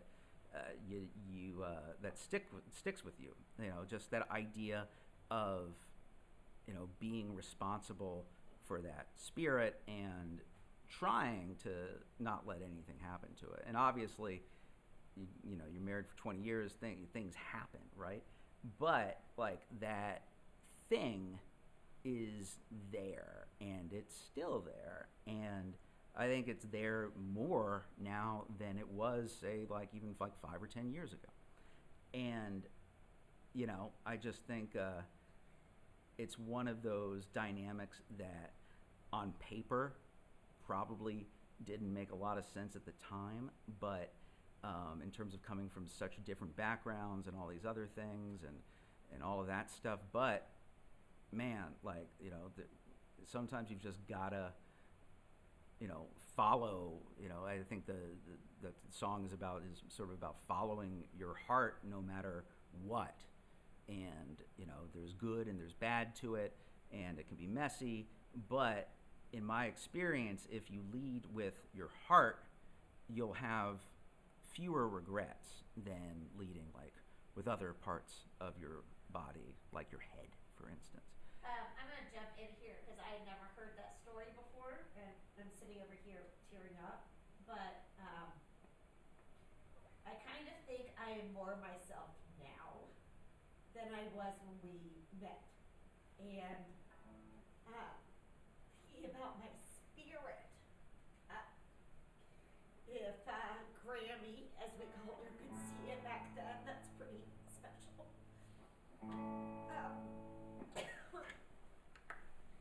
The other thing is that I honestly didn't know when I married John how many things we did have in common. I don't know how many of you saw this Facebook post like 2 years ago when John flew back east earlier than the rest of us, and he got stranded in this airport for like 8 hours, but he had just bought this Revolutionary War game. And he set up this game in the airport and was playing Revolutionary War. And I just thought that was the most amazing thing ever, and I had no idea when I married him that there was that part of him. And so I think, and I'm going into my moment here, but I think God knew that we were meant to be together more than I even knew we were meant to be together, because I did not know all these things 20 years ago that I would enjoy about him. I didn't know when we got married that when I would plan all these crazy birthday parties for the kids, and he would grumble, like totally grumble for the week before the party. And then the day of, when I was stressed out and wanted him to help, and he would disappear. Okay, he would not help me get ready for the party, but he would disappear and come up with some crazy, fabulous costume that just complemented the party theme. I don't know anybody else in the whole world who would do that. So I'm very thankful because he turned out a lot better than I thought he would. I will say that. Or, I mean, at the time I married him, I loved him, and I knew I loved him, but I didn't know he was going to be so much fun and fit my quirkiness the older and quirkier I got. So that's pretty great. Okay, you can go back to your seriousness. All right. So this song's called Love Supplied, and it might be the final song. No! Yeah. There's one album. I know, but it's getting late. People can log out, but some people might want to stay. All right. Herb and Laura might stay up all night Okay. long. All right. You know they're going to be Okay. here till like 4 in the morning. All right, dear. This song is it requires some energy, so Oh. let's focus here. Okay. All right.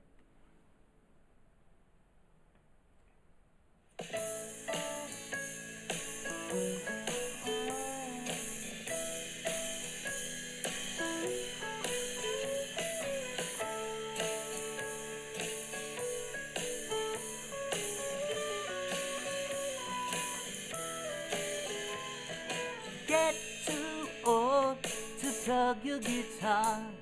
You get too cold to drive your own car. You're too dedicated to know where you are right now.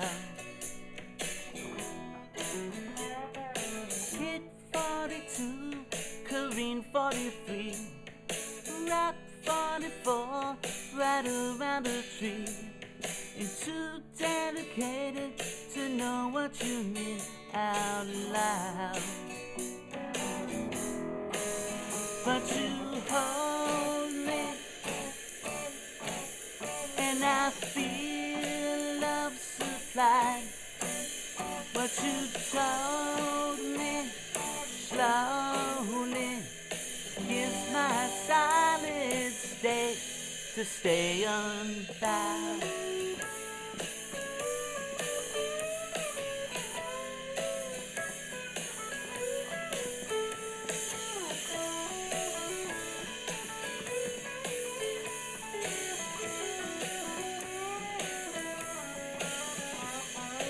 Where have I gone? What did I do? All the signs point right back at you. The one true thing that I have accrued, I love. Lots to hold on to our life, unclasp the fear that stabs like a knife. You get too old, you get to what's right, it's enough. But you hold me, and I feel love supplied. What you told me slowly gives my solid state to stay unbound.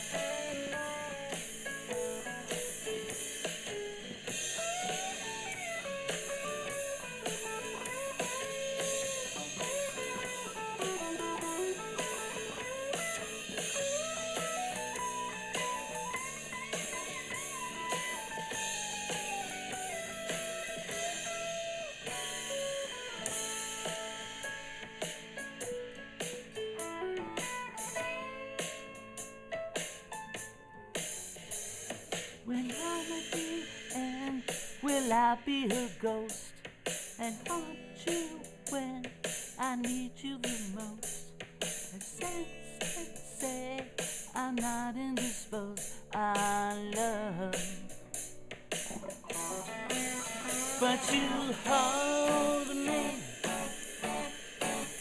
and I feel love supplied. What you told me slowly gives my solid state to stay unbound.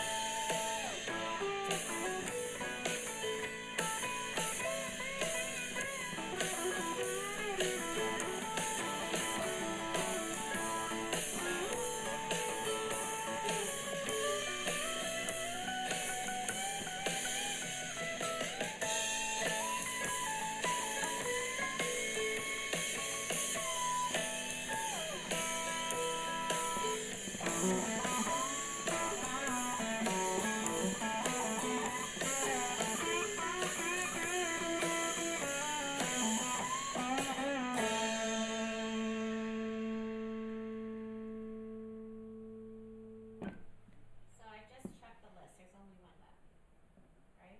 Mm-hmm. So, Al and Denise are here. Uh-huh. Aaron and Peter are still here. All right. Don't stop the party. We haven't seen our children for hours. We haven't fed them. It's kind of nice.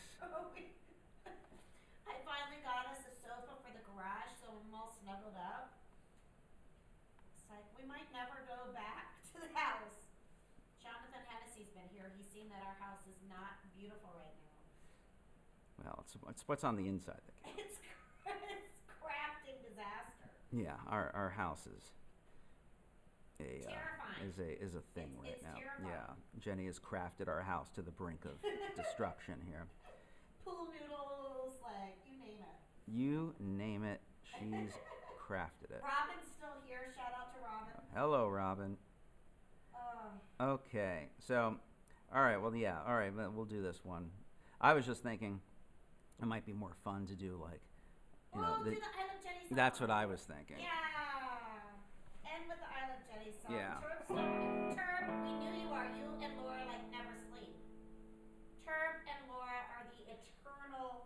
young people. All right. Let's see here. Politanovich says no stopping. No stopping. No All right. stopping for Laura P. Okay, well, let's break out the Jeni song. Oh, no. Do Jeni Anne and then Oh, my end goodness. with the Jeni song. Now we're getting crazy, dear. Yeah. So, yeah, because, like, this album, Not Accepted, I've probably written about 35 songs. No. No. No, you Yeah. haven't. You just haven't heard all I of haven't them. heard all of them. Well, you heard about 12 of them tonight. All right. Well, I'm sorry, but all these years, the Jeni song is still my favorite. But I think you have to lead into that. So maybe if you do Jeni Anne, that would be good. Really? Robin wants you to know she's here. She says hello, John. Hello. Okay. Well, since, yeah, we're down to sort of the true believers here.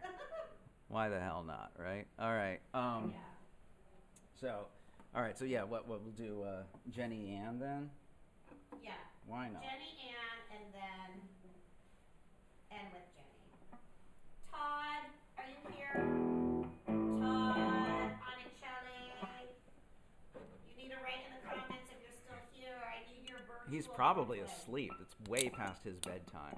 He is a baby. Todd goes to bed around 4 p.m. like an Well, old. that's like me. Mm-hmm.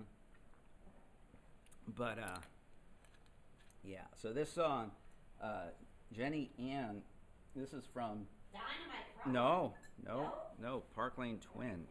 I got the order messed up. Tell everybody, it was roller derby, then what came next? Then Dynamite Fräulein, then Park Lane Twin. Twin. All right, who's Charles Strickland? That's Todd. That's his nom de plume. Oh, I've been so confused all night with this Charles Strickland Yeah. dude. It's the libertarian in him. He doesn't want to give his information He was to. the one that said that he couldn't hear enough backing, but because I didn't know who he was, I never told you. You should have told me that. You should have told me that hours ago. But I didn't know who he was. He told me that like at the beginning. I was like, who the F is Charles Strickland? I don't know who. He's like, very low audio, very low audio. Okay, just for the record, I do not answer my phone if I don't know who it is.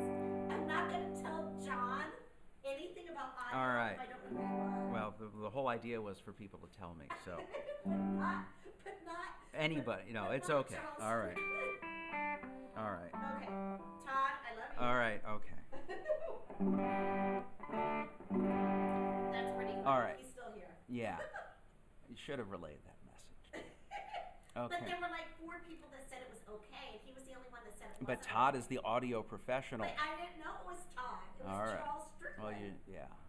Charles Strickland, do you see how you've gotten us into our first fight of the evening? I'm just saying.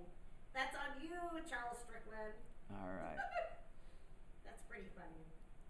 All right. But you know I love Todd extra because he's Italian. Just throwing that out there. Need more Italians in my corner. All right. So. That's so funny.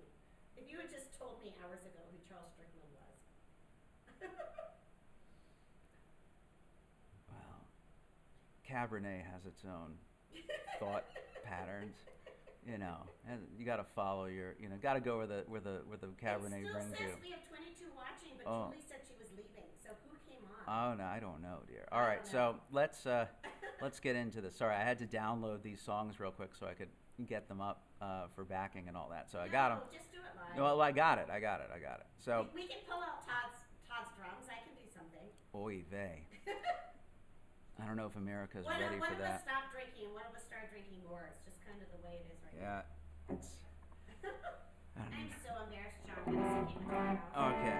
All right. So this is a song called Jeni Anne from Park Lane Twin, which is the alt sort of country rock band that we had for a while, kind of born out of another band called Dynamite Fräulein, and I don't know if Hunter is watching, but Hunter Sanderson, was kind of the guy that was responsible for me going down that sort of country-ish route, and was really thankful for that because it was a really fun phase. So yeah, this song is called Jeni Anne, and I think I wrote this one as almost an exercise in trying to write a song that sounded like it would be off of Beatles for Sale, the Beatles album, which I think was like their third or fourth album, and it was sort of in a lot of ways like their most country-ish album, and yeah, so it was kind of like, I think that in my mind the whole thesis of that band, of Park Lane Twin, was kind of like, you ever, back in the 70s, they would talk about ELO as if the Beatles were permanently frozen in their Magical Mystery Tour period. Well, I kind of thought like that about Park Lane Twin, that if the Beatles had been forever frozen in their Beatles for Sale period, that's what Park Lane Twin would sound like. And yeah, so here's Jeni Anne. Make sure everybody knows it's Anne with an E. It's Anne with an E. Anne with an E. The Parkses are still here. Oh, Mercedes and my substitute husband are still here. Okay, all right, let's not. I just finished saying all these nice things about you, dear. Don't. You've got to be All right. now, dear. I got to capture this on video. It's like one of the real John smiles. All right. David and Liz are still here. I don't know if I'm still here. Okay, shout out to David and Liz, because they actually took a picture in front of the cutout. They did. When I'm like, you know that cutout cost me $200? I did not know that. So for the people who've taken a picture in front of it, it's like $50 a photo so far. I need more people to make that photo worth it. Please. Robin, I'm counting on you. All right. So, here we go. So funny. It is Yay, fun. David and Liz. Yay, David and Liz. Severin in the house. Al Adamson box set coming out soon. No. Yeah. No. So yeah, coming. If you put in your orders now, Al Adamson box set. It's a masterpiece. It's got a great feature-length documentary by David on it that the whole world needs to see in these troubled times. And I don't know what other corporate plugs I can do at this point. I'm working summer school to pay for the sign, by the way. Excellent. Denise says you remind she and Al of Elvis Costello. That has been said before. Yes. Yeah. It's actually one of the reasons why I never do Elvis Costello songs live, because it's just too damn And close. Charles Strickland wants us to know that Anthony Rocco makes up for his pseudonym of Strickland, which is so not Italian. I don't follow the logic there. All right.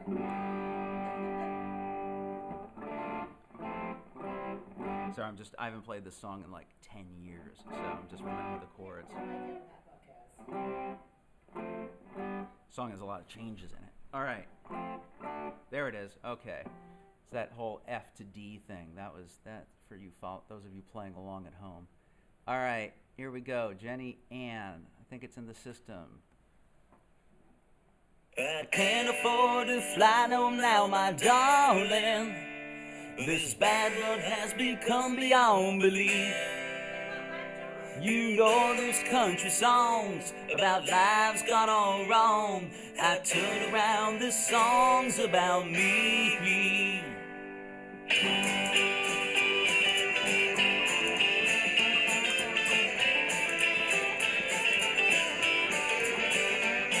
This song was supposed to be something darker. I suddenly feel justified to grieve. When I see your face, hopelessness is replaced, and circumstance just isn't what it seems.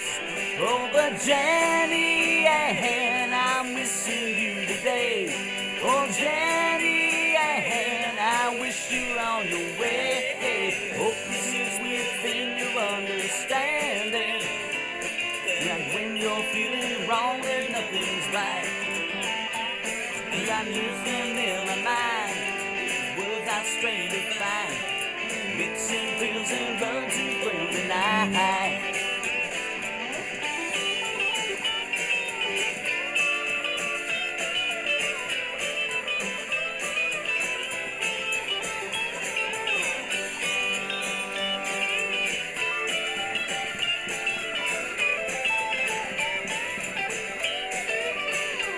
Oh, but Jeni Anne, I'm missing you today.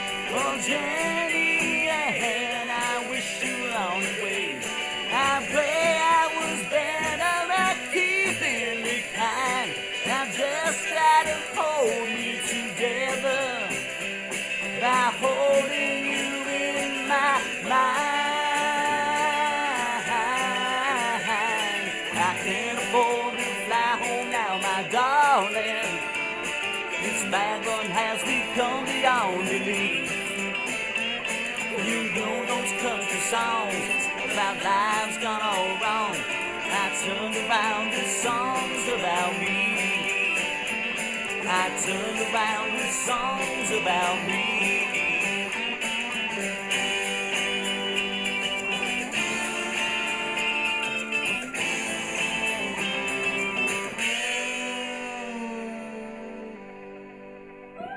Ah, that wasn't half bad. All right. Jeni Anne, ladies and gentlemen. There you go. All right. Where's that? Oh, it's over there. I see it. The Dynamite Fraulein drawing. Which was so amazing. Okay, never mind. So we've got the Jeni song here. I mean, If you do that, that means the night's over. all right. Well, Can you do one more? all nights end eventually. No, the Jeni song has to be when I call you back on stage for What? your encore. There is no encore, dear. This is No, the Jeni is the encore, so you have to do one more thing. holy smokes. All right. Laura says this is maxed out from Turk. What does that mean? Is that good? I don't know what that means. I don't know what that means either. But Charles Strickland, which I now know as Todd from a short novel, said that was another hit song. Maxed out, I'm guessing that is a good thing. Because there's an exclamation point, and I believe strongly in exclamation points. Who doesn't? As an English teacher, I'm fully aware that I overuse exclamation points, especially on Facebook. All right. So apparently, okay. I guess I won't do the Jeni song. Yeah, because that's the encore. So you have to do one other for your official ending, Boy. and then you come back on song. By the way, Yes. our kids still have not said that it is. Oh, Still haven't said they're hungry yet, so. I know what I can they're do. probably eating goldfish. I know what I can do. I'll do. Al and Denise love the Jeni Anne song. Yes, that's a good one. I always forget that that's a good one. It was a Shout out It's to a Al sleeper. and Denise down on this coast. all right. Let's do a Tore Ups song. Really? Yeah. Torah. Yeah. Let's change Is gears Joe a little even bit. on here? I have no idea. He's probably not on here. I let's see here. So the Tore Ups are a new band. And we have a whole bunch of Oh. kid tambourines Oh. with Tore Ups stickers on them because Fern was supposed to have an amazing party. And Everyone was supposed to have yes. Yeah. That but is if anyone wants a tambourine that is with not- a Tore Up, from the floor up. yeah. Okay. I'm demanding songs and books. Oh yeah. What? I don't know what that. Are you reading what's going on there, Laura dear? Recchi says, but you know what? Laura Recchi right now is #1 in my heart because of her Facebook comment about my Hindenburg. Yes. She knows that the Hindenburg just personified my entire life. The paper mache Hindenburg that would not blow up. All right. Laura, the There's fact all- that you laughed out loud at that is just perfect. Because I would have laughed out loud had it happened to anybody else. But no, it wouldn't happen to anybody else. It would only happen to me. I would be the only person in the world that would spend 48 hours making a paper mache Hindenburg and not know how to blow it up. Yeah, I think. I tried to get Laura Recchi a job at Crestview, by the way. Oh boy. And she would have Everyone been should work amazing, there. But doesn't pay enough. Who? Yeah, I can tell you that for sure. So yeah, let's do it. Let's do a Tore Up song here. We actually haven't really recorded much yet, so or at all. But so this is like a vintagey rock and roll sound. going on here. But every song, every band I'm in has to have a Jeni song in it, and this is sort of the first one I did. So this is like the first official Jeni song of that band. I don't even know. What's the Jeni song of the Torups? You know, it's that Make Me Jeni. You'll know it when you hear it in a second, dear. Do you think Uncle Don is still watching? I don't know. Let's see here. How I about... just got a whole bunch of hearts from Laura Lucky. Oh boy.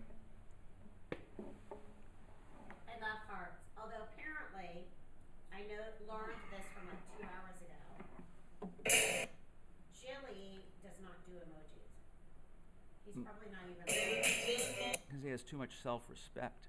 Well, hearts don't really count as emojis.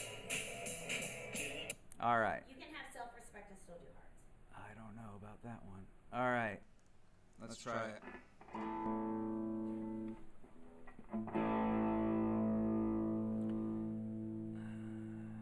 So yeah, this is Make Me Jeni, and yeah, a lot of these songs from the Torups have sort of a more frank examination of certain aspects of physicality. Let's leave it there. All right. I can't even follow that. I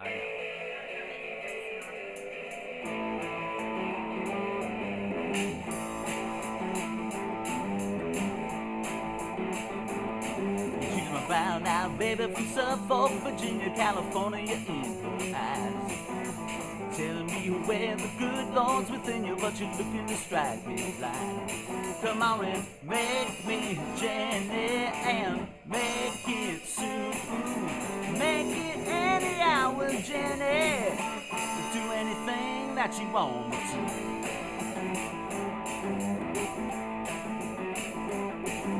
I knew right away when I saw you were coming from the front of the C school. I knew right away you had me a humming, and I'm hoping you heard it too.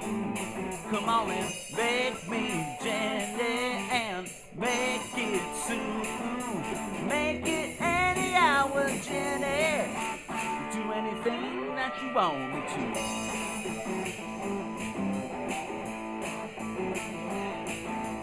One eye open, one eye open, one life open now.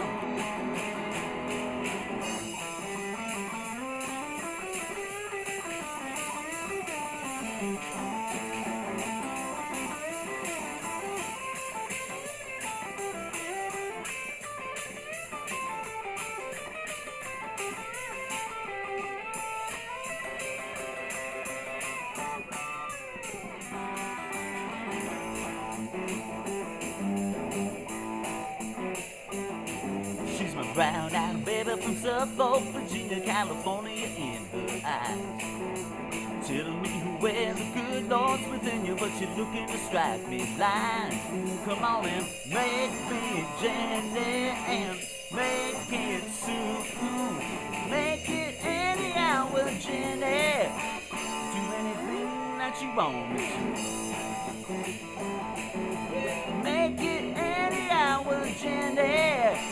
Do anything that you want me to.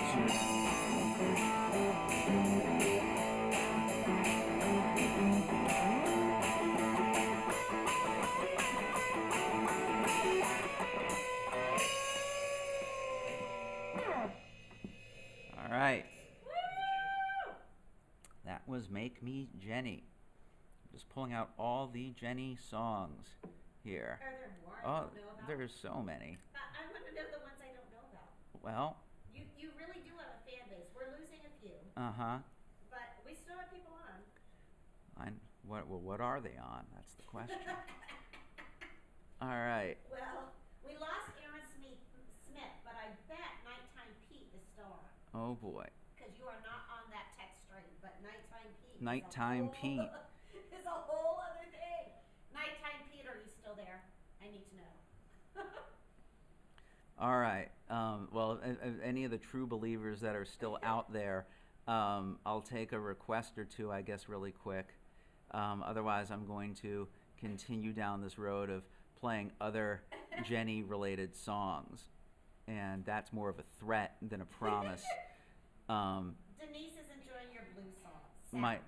I do not play blues songs. She says you got a great blues sound. That's slippery slope, dear. Very slippery slope. Todd is glad he stayed. There you go. There you go. See, he stayed up late for you. This is late. This is Todd Iannicelli's version of an all-nighter here. But see, that's like me too. Usually I'm asleep by now. It's just this whole COVID thing has got me crafting and messing up our house till late hours. All right, I got one. Hold on. Here we go. It's only 8:52 for those of us on this coast. So. Okay. The partying still's got to go on. All right, so if I go to, I'm going to play another Park Lane Twin song here. Park Lane Twin. We should zoom in on. No, that's Dynamite Carolyn. I've gotten so confused. Which band was Yosuke in? He was in Park Lane Twin, dear. All right, so I got the right band. Did He you also, invite Yosuke? I did invite Yosuke. It's probably not. Grammy-nominated Yosuke. What? Yeah, for I think did he get I think it was like a liner notes thing or something. Oh my goodness, Yosuke. There you go. Laura Recchi says she wants Jeni merchandise. Oh my goodness. Laura Recchi. There is an ice cream store in Northern Virginia that is called Jeni's. Oh, that's a chain, dear. No, There, it's not. yeah, there was one in Santa Monica too. Really? Yeah. Oh my goodness. So for my parents' anniversary, they got these shirts that said, "Take me to Jeni's."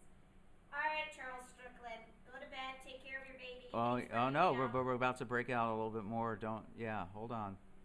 Here we go. Now Denise have all night. You told me to play more songs, and Oh this yeah, is I'm now gonna you're have to use the telling restroom. people to leave at the moment that I'm setting all of this up.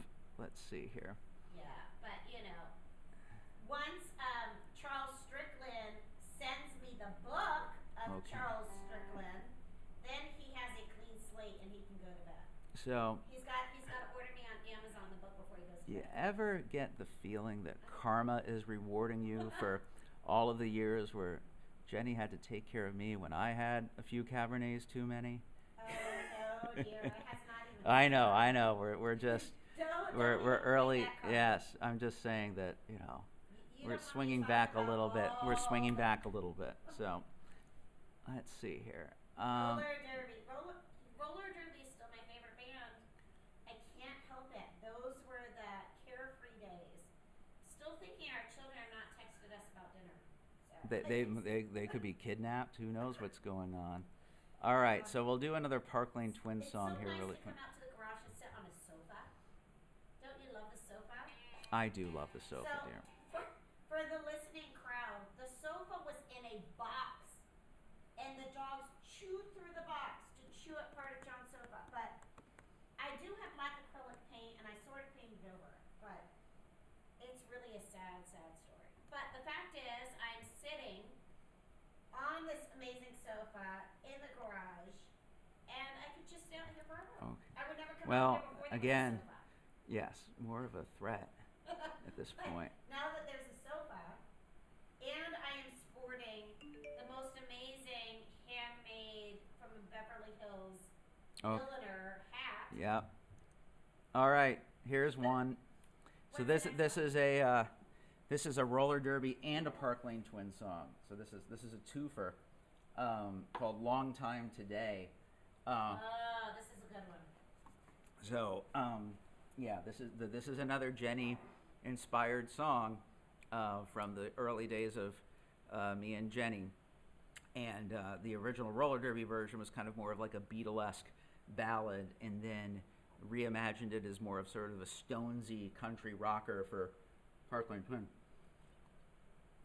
So we will do the Park Lane Twin version of Long What's Time Today. different about that? Everything. Well, can you explain to the audience? I don't know if they care. Yeah, they do. No, care. they don't. No. So yeah, it's Yeah, the original version of the roller derby version was a very sort of Beatley song. I think actually it was so Beatley and romantic that I think one of the members of roller derby had it played at their wedding or something. Are you serious? I seem to remember. Yeah, I think that was a thing. So then when we did, roller derby even got married? I'm so confused.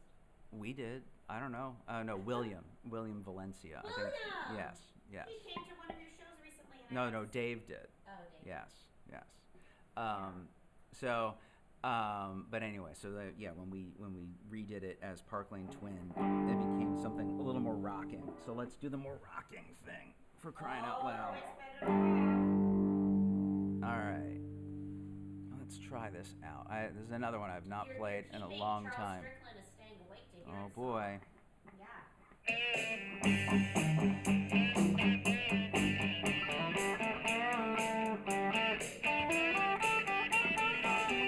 Rise and fall with what you said. These old hours expanded on, expanded what you meant. Couldn't sleep when you cried. Oh, my triple suck brains are gone to balloon when you're inside. Maybe I might be insane, but I positively love you. It's been a long time today, just thinking about you. Drive my car, can't turn left, but just know when you're waiting for me, that paper bag's my breath. Maybe I might be insane, but I positively love you. It's been a long time today, just thinking about you.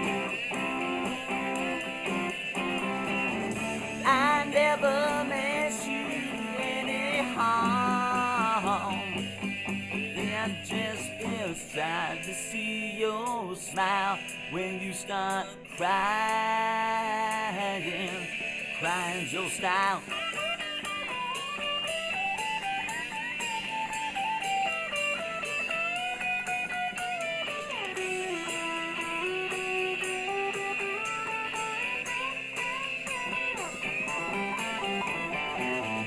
Maybe I might be insane, but I positively love you. It's been a long time today, just thinking about you.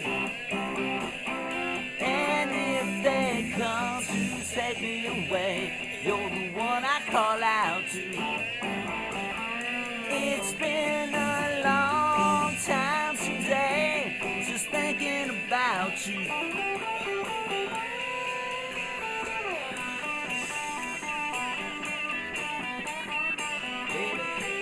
Alright, maybe it'll be tonight.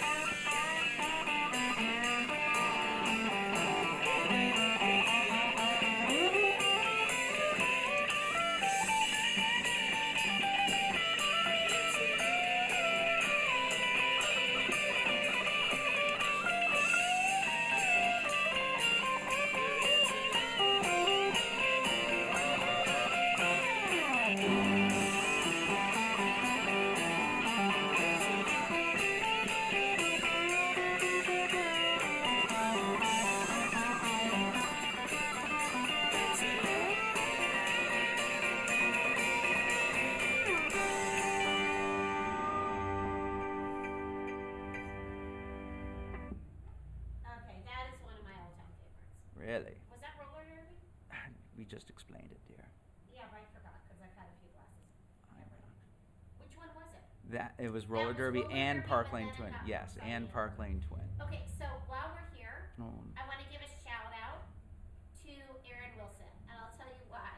Because Lori Recchi is the more vocal of the couple. She's the one that's commenting, but I know Erin's there. I know the feeling. And Erin, I will never forget that time we went to El Capitan and we were glamping.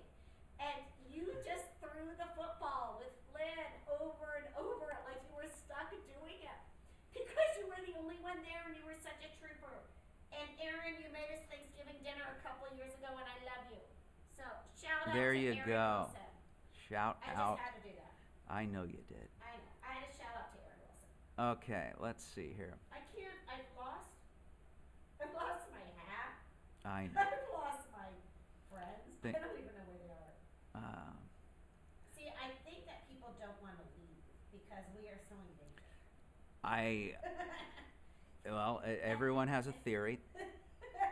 But somehow I can't see the comments anymore. I've lost them. Well, it's probably for the best.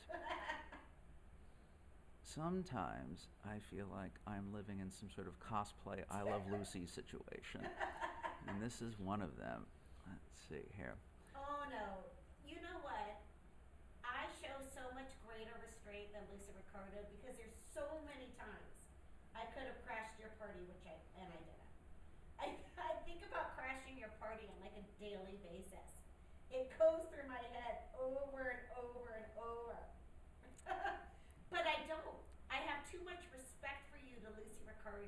I owe you over and over and over. Okay. But I could. I know you could. I totally I could. definitely do. I have such a skill set most people don't see. They just see it as a goofy skill set. But there is real talent here. There is. There's total talent here. Okay, so let's. Okay, Aaron's gonna respond to me Okay, because he knows I love him. there we go. Uh-huh. All right, so I don't know. What Terp says, you wanna hear what Terp What says? does Terp say? Terp says, I don't know if I can do it in the Terp voice because I can't go yo yo yo. Yo yo. No, you guys only do 2 yos. Yo yo. All right, well, what is Yo. the message? Yo yo says, where have you been hiding these hot tracks for all these years? Oh, there you Yo go. yo. I had to put the yo yos in. Of course you did. Okay, let's do. I don't know I really think this should go on all night. I don't. Yes, it should. I can get you more yogurt. That is the saddest sentence I've heard in years. I can get you more yogurt.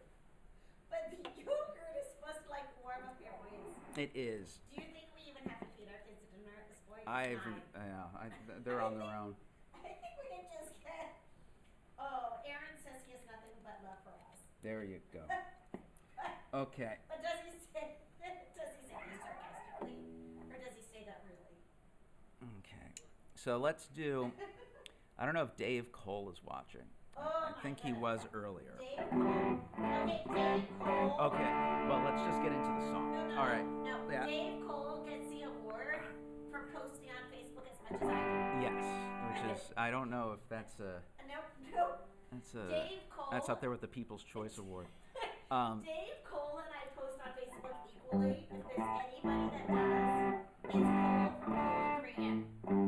Just saying. Dave Cole. Yes. All right, we got it, dear. All right, so let's try this one. This is a song wrote for Dave Cole's sister as part of a contest. I think there was some sort of songwriting challenge thing, and I promised that first prize would be a song written about anything somebody wanted. And Oh, I love so this this song. is a really good one, everybody. This is a really, really, really good song. All right, Okay, and this is a good one. so it's called Carolyn the Pledge Drive, and it's a song that, I wrote because I think there was something where I offered as part of like a public radio pledge drive. If somebody gave a certain amount of money, I would write a song custom made for somebody about any subject of their choosing. And I think Dave Cole's dad or something gave money and wanted a song about their daughter Carolyn moving to the city. So that's what this song is about. All right, I think I remember it. Let's try it. Oh, I love this song. Such a good one.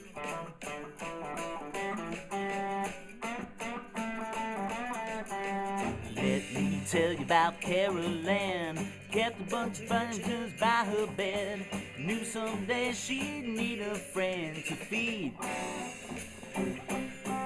Fast juice was kind of nice. Adam's in the heat of paradise.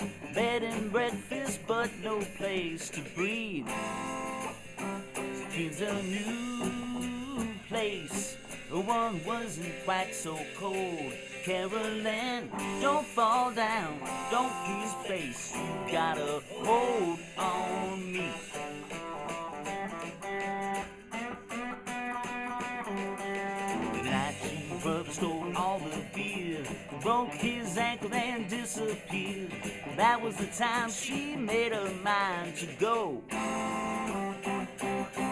Carolyn wanted her compass south to something less of a hockey town. Maybe Gotham was the way to go. She's in a new place, where one wasn't quite so cold. Carolyn, don't fall down, don't lose face. You gotta hold on me.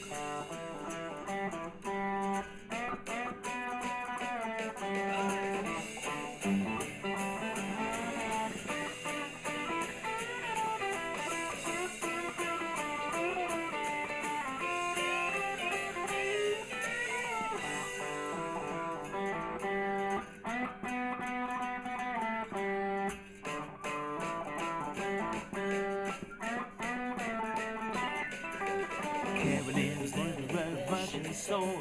Take all the bitch, took all of New York. She tried to grasp everything out to eat. Snap says that rings to her head. She fell to the top of her brand new bed. Maybe got her life instead of steep. She's in a new place. One wasn't quite so cold. Carolyn, don't fall down, don't lose face. You gotta hold. Carolyn, don't fall down, don't lose face. You gotta hold. Carolyn, don't fall down, don't lose face. You gotta hold on me.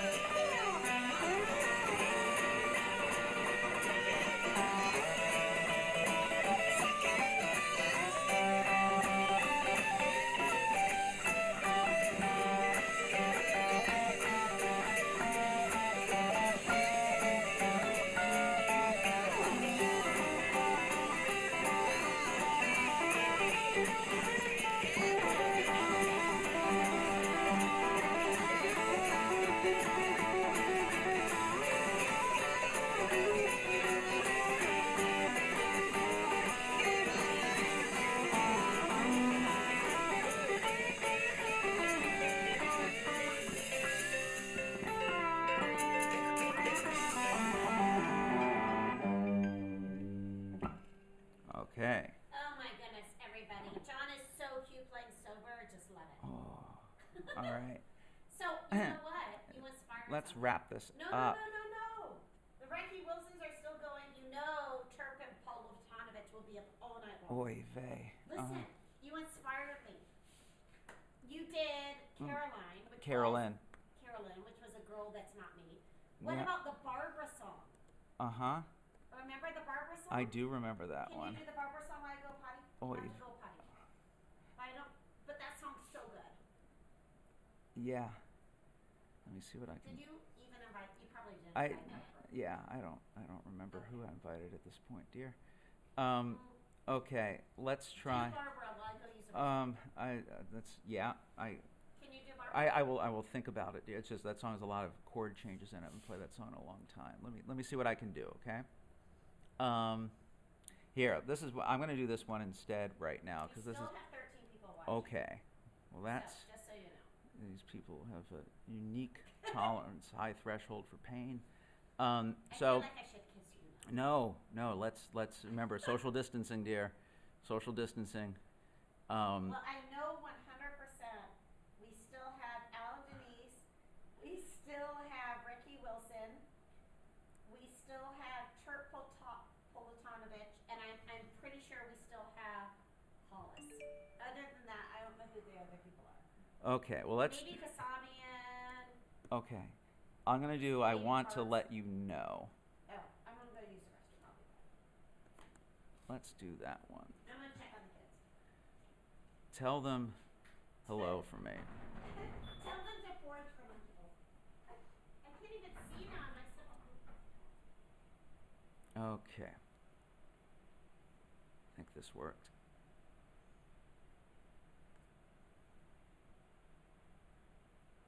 All right. So this is I Want to Let You Know, which is off of the previous J.P. Cregan album called Elba. And I like it. And I remember how to play it. So it's a double threat. Let's see here. And actually this is another Jeni song. And actuality, that's the reason why I'm secretly playing it. As you can probably tell, Jeni sometimes is unaware of just how many songs have been written about her, and it is in the 30s. Okay. I Want to Let You Know. Here we go.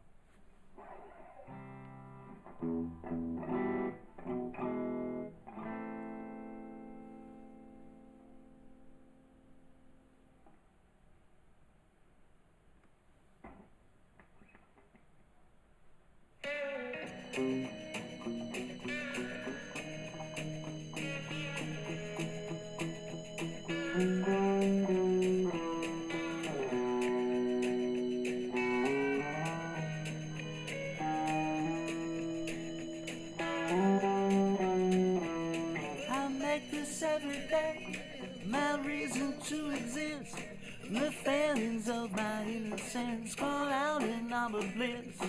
But as the edges pass, the meaning will return. Just why you fell for me and exactly what we learned. I want to let you know I will always be around. Even if my current state falls into something new, I will still commensurate with what I have to do. The sound will fall, the meanings all will lose to you.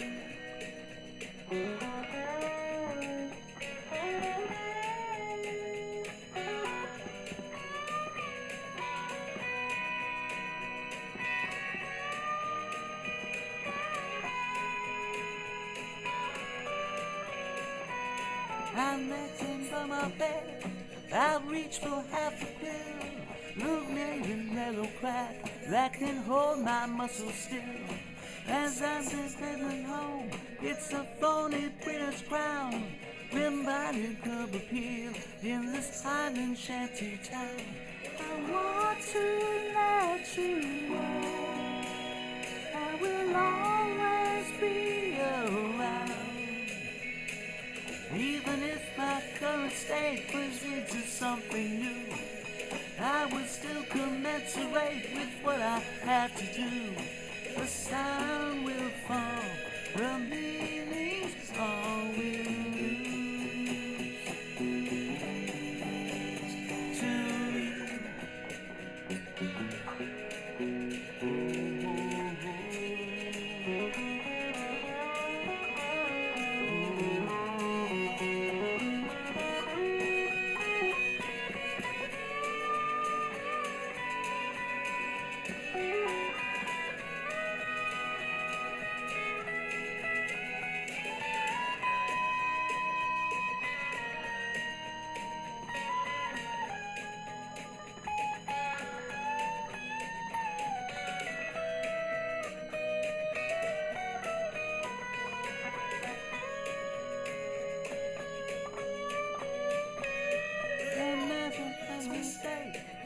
before I step to bed.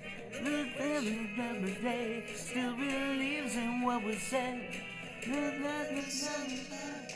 When down your hurry streets, I whisper some encouragement to fight for you and sleep. Oh, I want to let you know I will always be around. Even if my current state brings me to something new, I will still commensurate with what I had to do. And even if it means I don't get one last request, it's my hope which is depressed. The sound will fall, the meanings all will lose.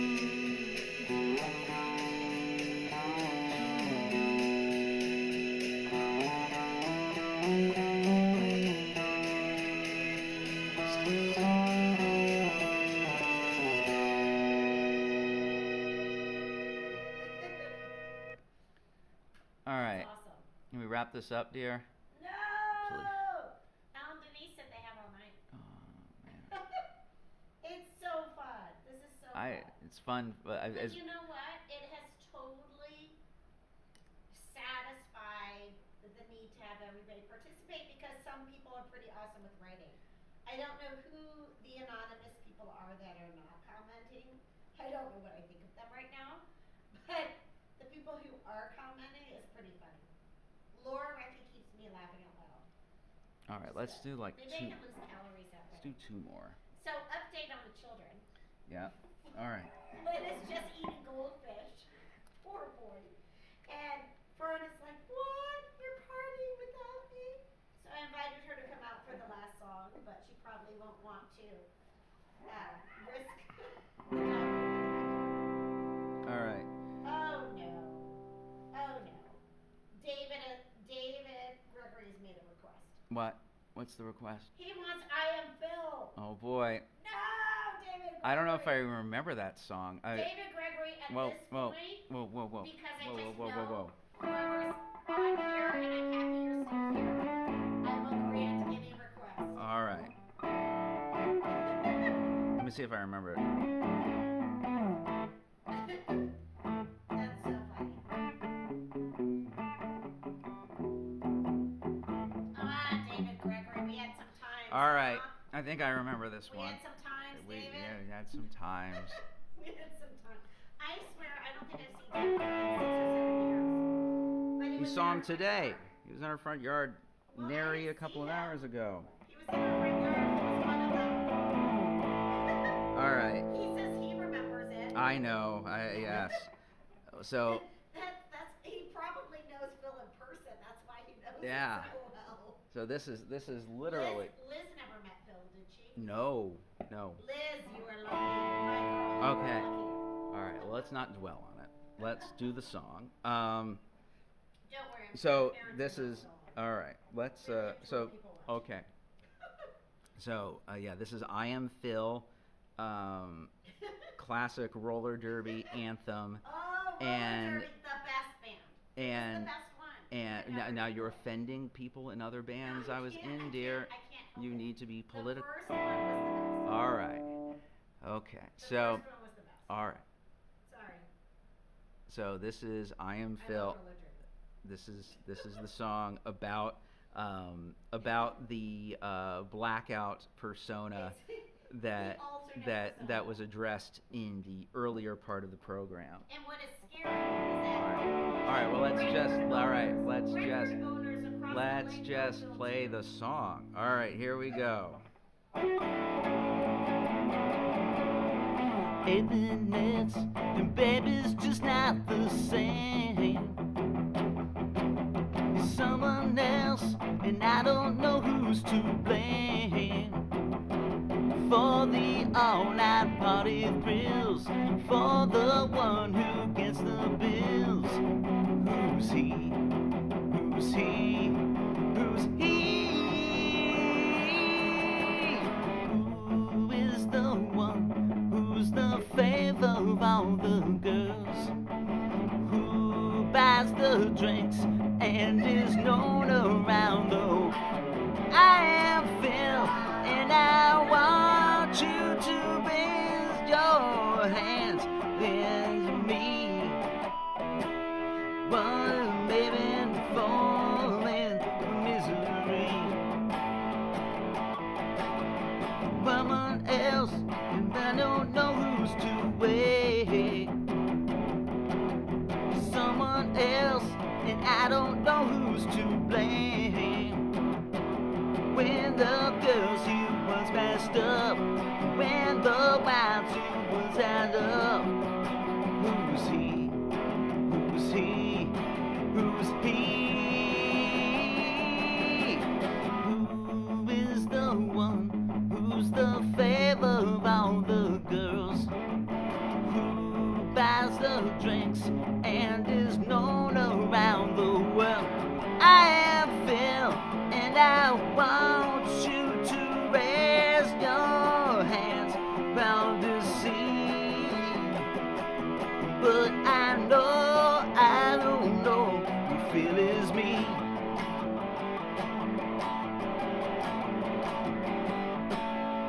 All right, there.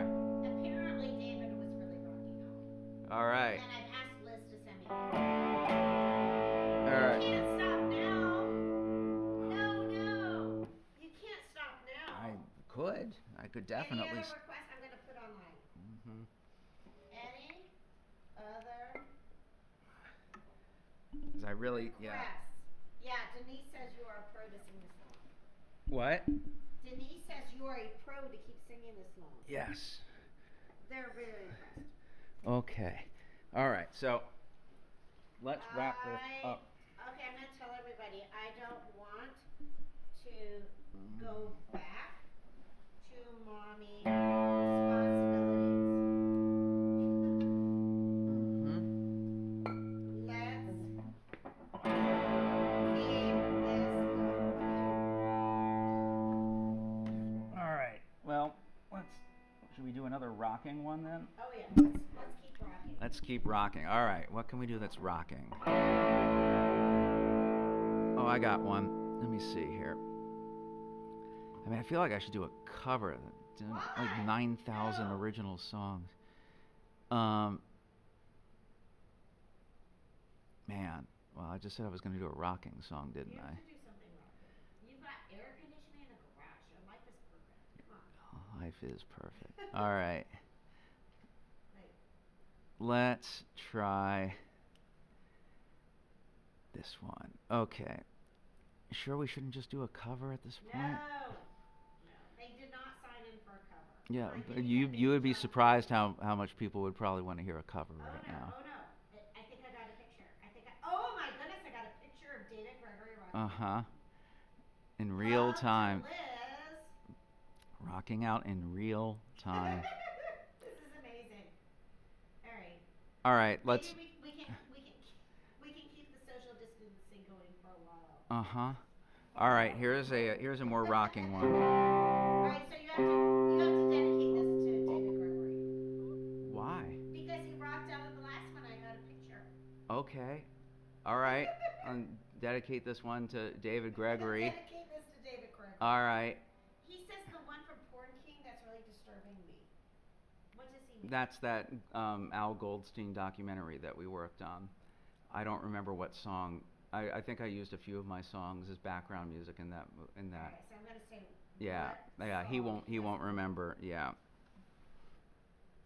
But in the meantime, let's do This this. is so funny. It's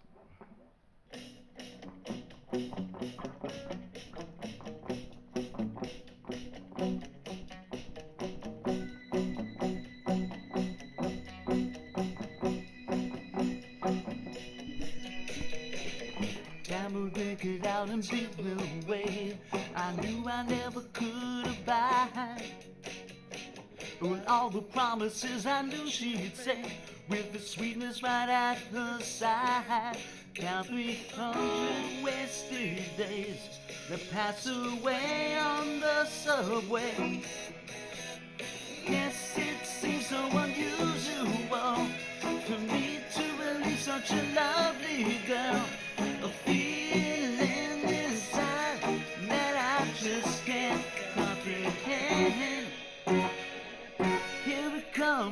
again.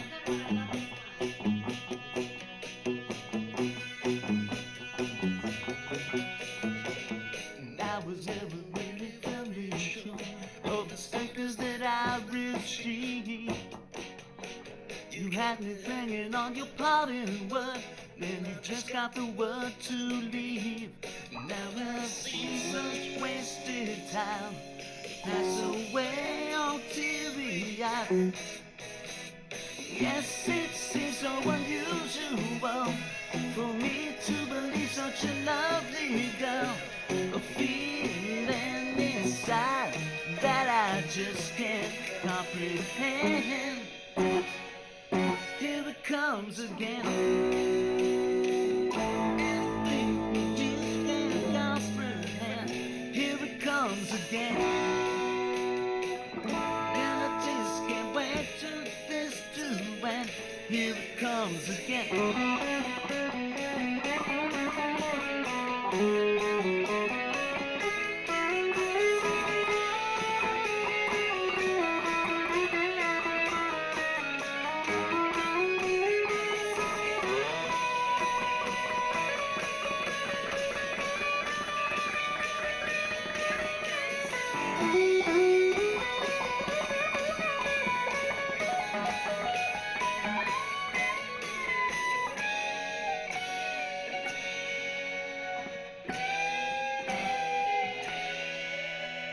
Yes, it seems so unusual for me to believe such a lovely girl. A feeling inside that I just can't comprehend. Here it comes again.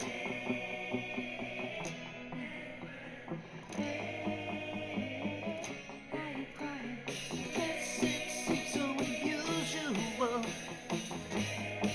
Oh no, yes, it seems so unusual for me to believe such a lovely girl.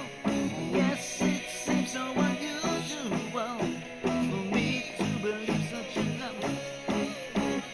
Yes, it seems so unusual for me to believe such a lovely girl. Yes, it seems so unusual for me to believe such a lovely girl. No, no, no.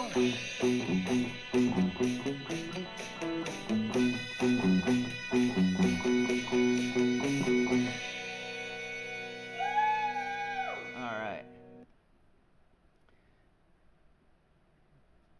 Let's end this. No.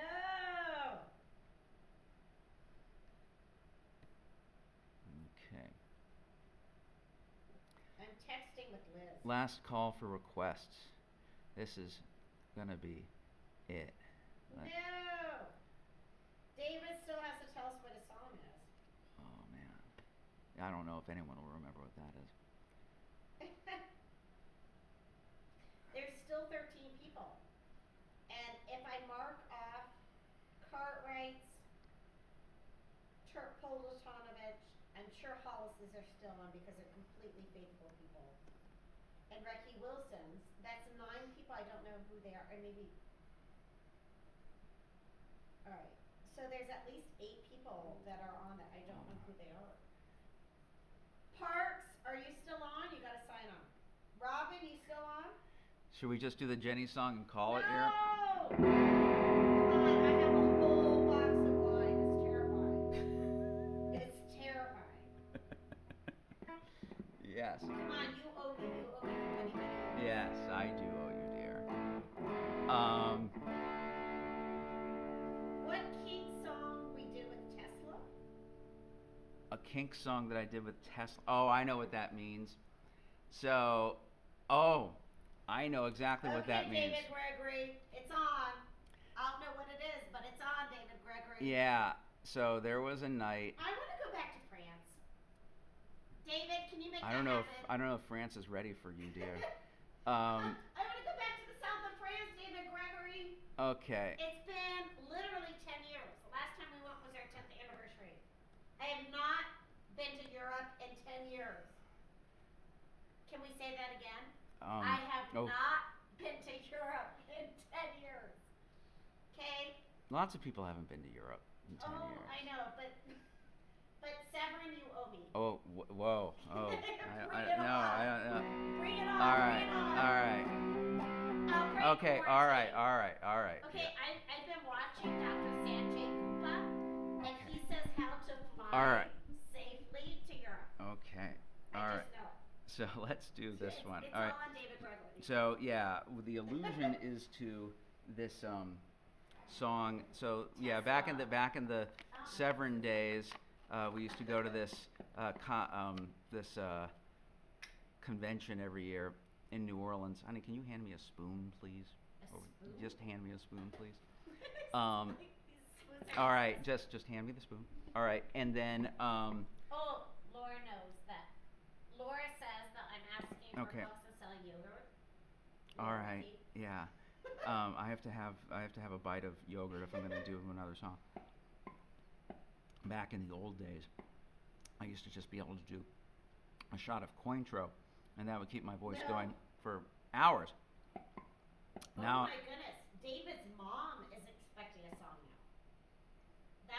That's how intense this is getting. I'm just letting you. which David? There's David Gregory's mom would love this Tesla song.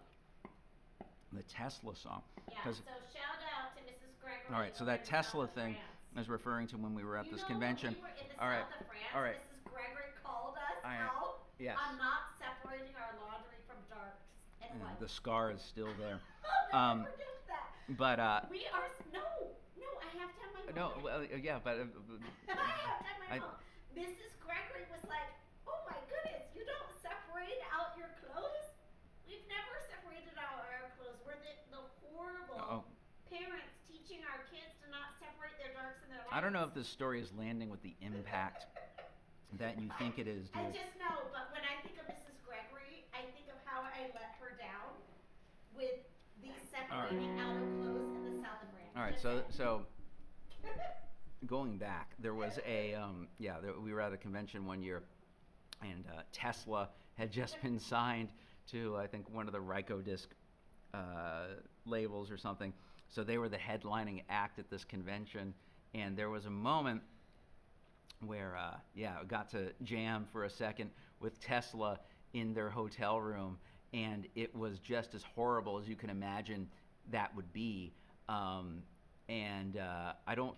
What is he saying? That we did a Kinks song there? I don't. I remember trying to play actually this song, which unfortunately is a song I wrote. Let's see here. Let's try it. If David can remember what the Tesla song is, we'll try it.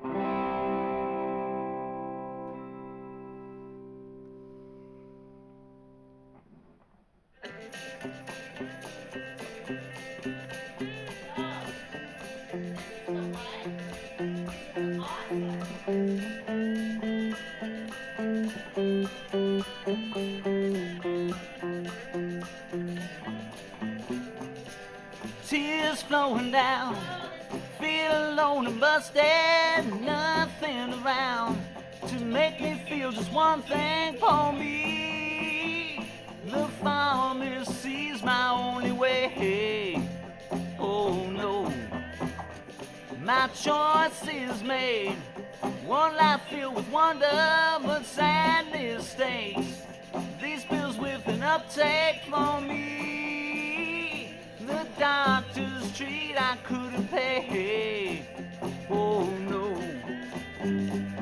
All I know is this radio when I'm too satisfied to leave my room, but trust me soon, I'm loving you tonight. There was a time when I was wrong, confessed the sins within a song, but now, whoa, I'll just say sorry.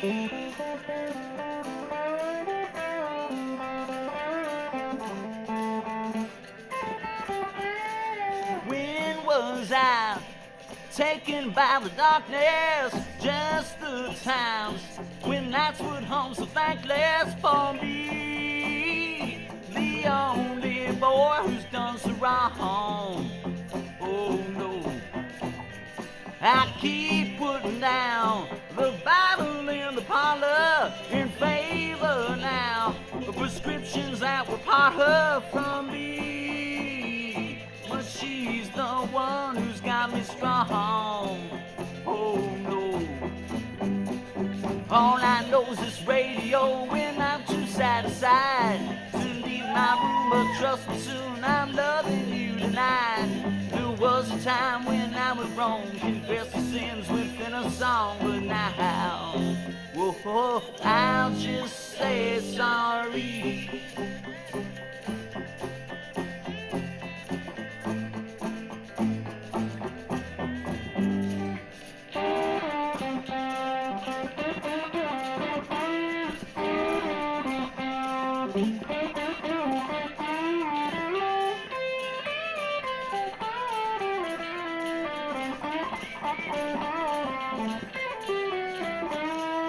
All I know is this radio when I'm too satisfied to leave my room, but trust me soon I'm loving you tonight.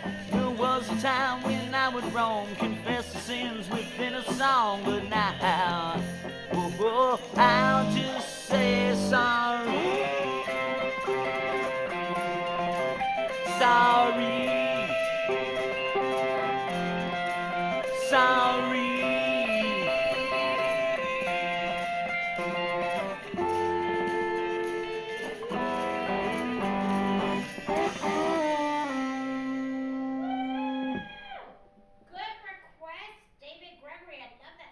Oh boy. What's left? Nothing. What's in your retinue? You actually just literally brought up the song I was thinking of. Oh no, what is it? But I don't think you like that song. No. What is it? What's Left of My Car. Oh, that's okay. It does have fond memories. Do it. Was that Dynamite for All Life? It was Dynamite for All Life. Did you invite Tawny? I did invite Tawny. I don't think she's here though. We only have 12 people left. Well, everyone has a life to lead, dear. I think that's 12 couples. So there's like 7. I don't know who they are. Hold it. You know what? What? Do what's left of my car. No, I've got another one. No. What's better than that? I got it. What I is got it? it. Just you'll find Come out. on, you're having fun. You'll find out. Aren't you in suspense? All right. I am. So this is. It just be David though, and not Severn. Okay. Let's not get into the weeds, dear. Let's see here. Did you design that Severn? I don't even remember, dear. I don't remember. It's a good logo. Okay. All right. It's kind of All right. serious. Let's try this one. You know what? Okay. I think David and Liz say his mother has forgiven us for not Oh. separating out the colors and the I'm weeds. glad that was And they would have us back that was in the south of France. okay. I want to come back. All I want right. to go back to the south of France. That was so beautiful. I think she's forgiven us. And we're really fun people. Are we? We are. Okay. Let's see if I remember this Either one. lots of drama or lots of fun. What's the next song? All right. Oh, no. This is David says something about the Goldstein yacht. Yes, I know what David's talking about, but I don't remember the song that I used in that. Gotta understand that I'm always, because my songs are free, I tend to use them in a lot of commercial and documentary uses. We could be making so much more money. I don't think my songs are on that No, level, no. dear. All right. Lady Macbeth All right. says Here we go. Here we go. What song is this? I think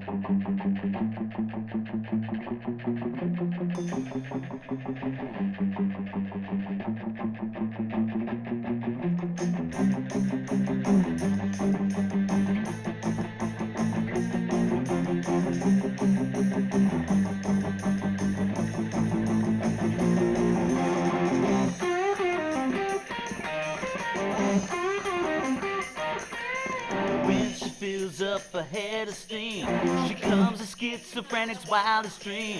Blind Tamer's whip cracks a command. One woman pacifies this rock and roll band. Your fires blaze on the night of the one woman 4 times over is quite a lot. Rock and roll living is measured in excess. Even in loving, we've proven a success. Go! She is so groovy. Hey, hey, hey, she is so groovy all day.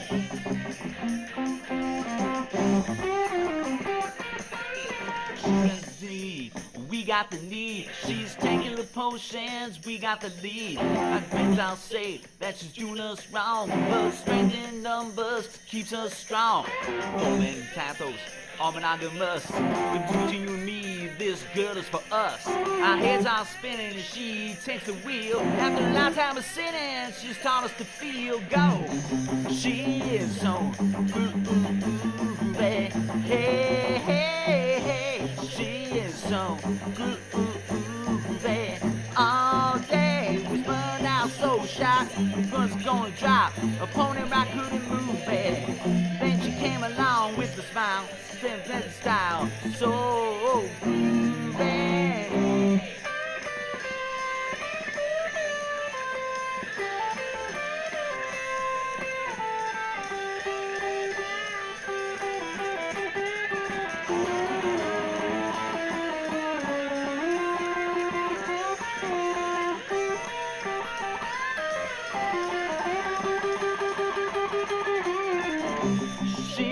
So groovy, hey, hey, hey, she is so groovy all day.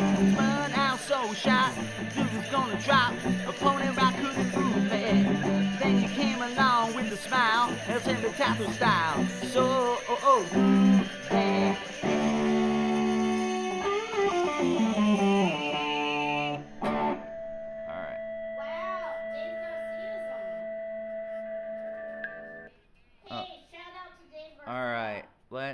This is no, it. No, you have to do what's left of my card. Why?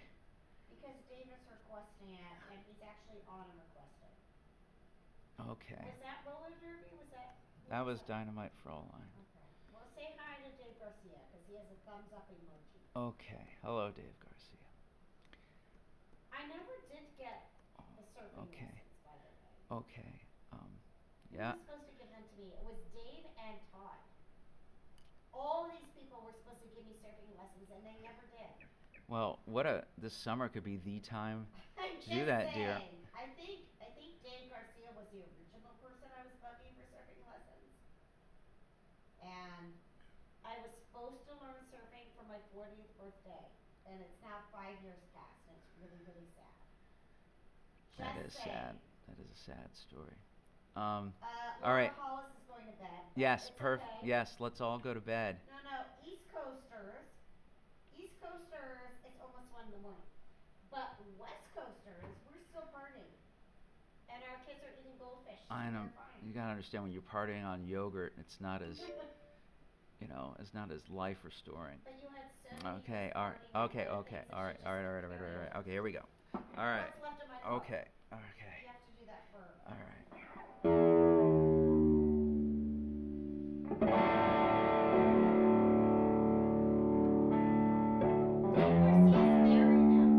Who isn't? All right. No, but he's married. Yes, it happens. Oh, that's crazy. Yeah. Here we go.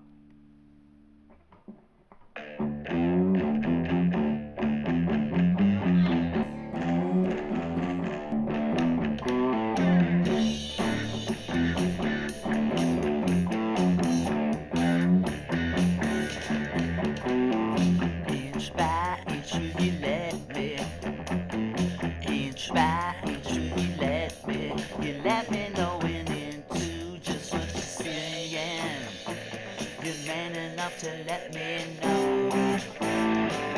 Inch by inch, can you feel me?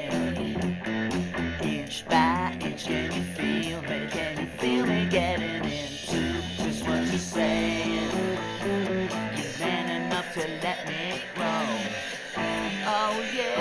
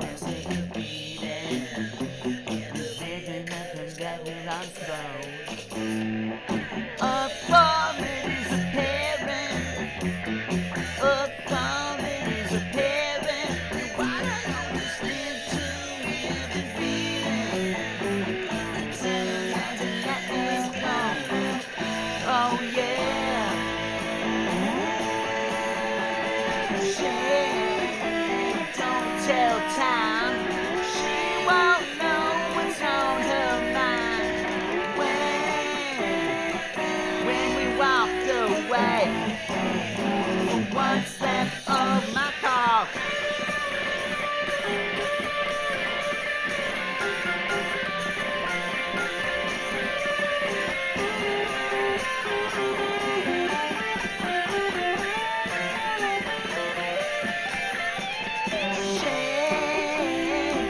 Tell time.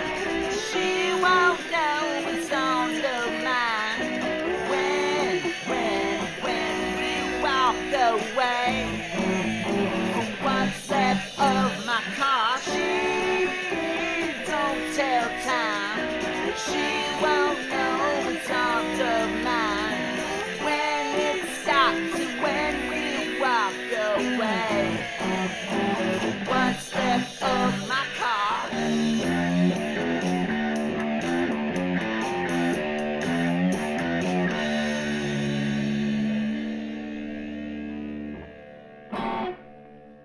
Bobby and Katie are on.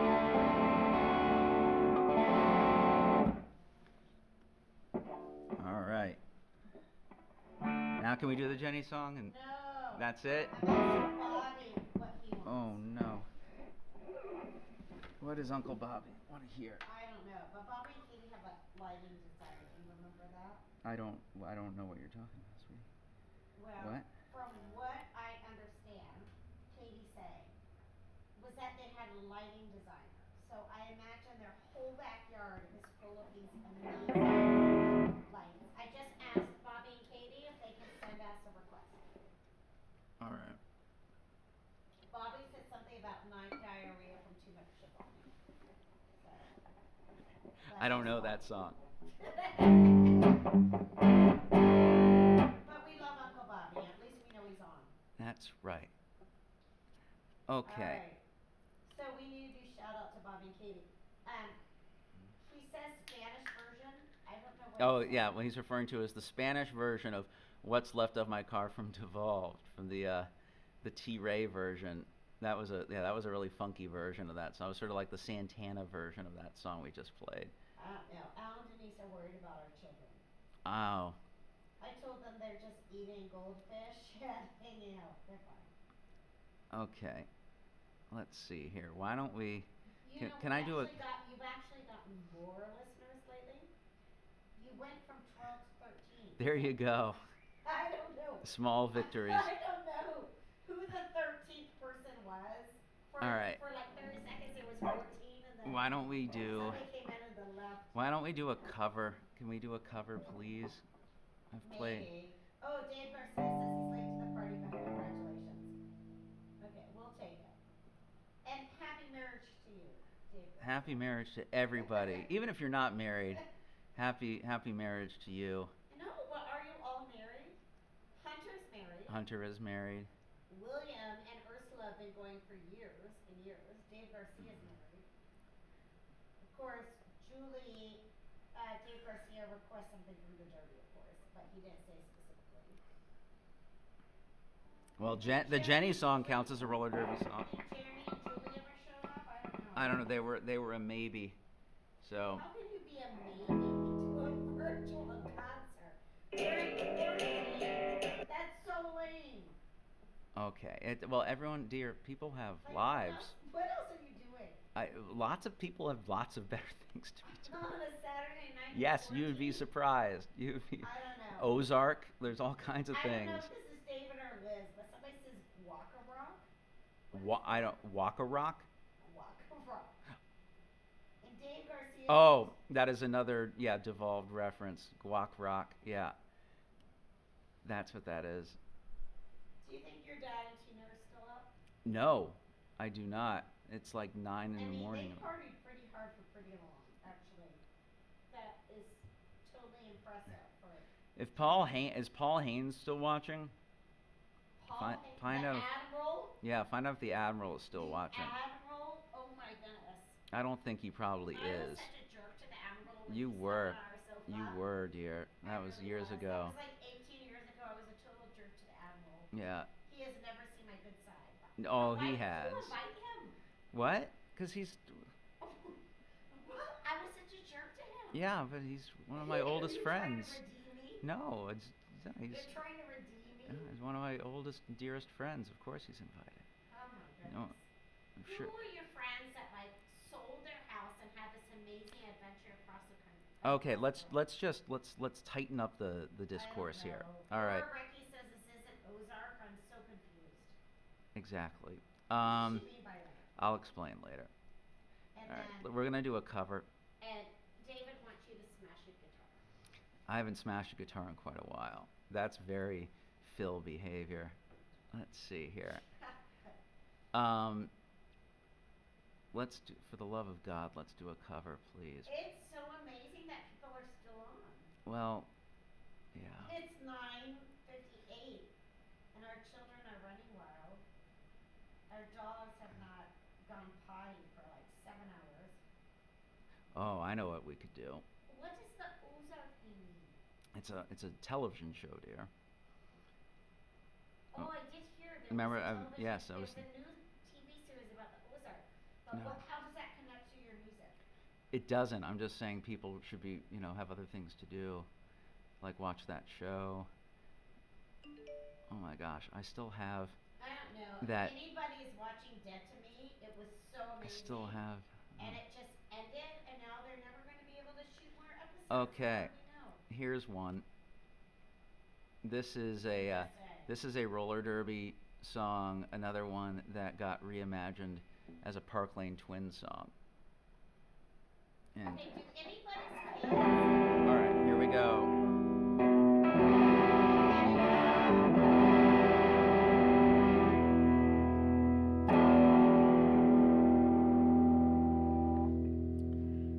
This is a song that has a tendency to finish things off.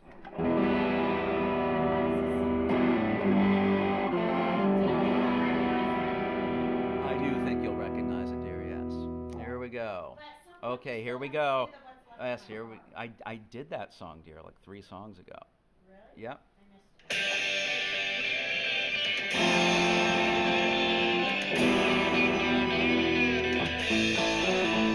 Anywhere and nowhere, still so mindless. When you gonna be seen? Latex soul and sophisticated nothing. Baby, how do you sleep? When you close your eyes, I know what you see. Who's holding you now?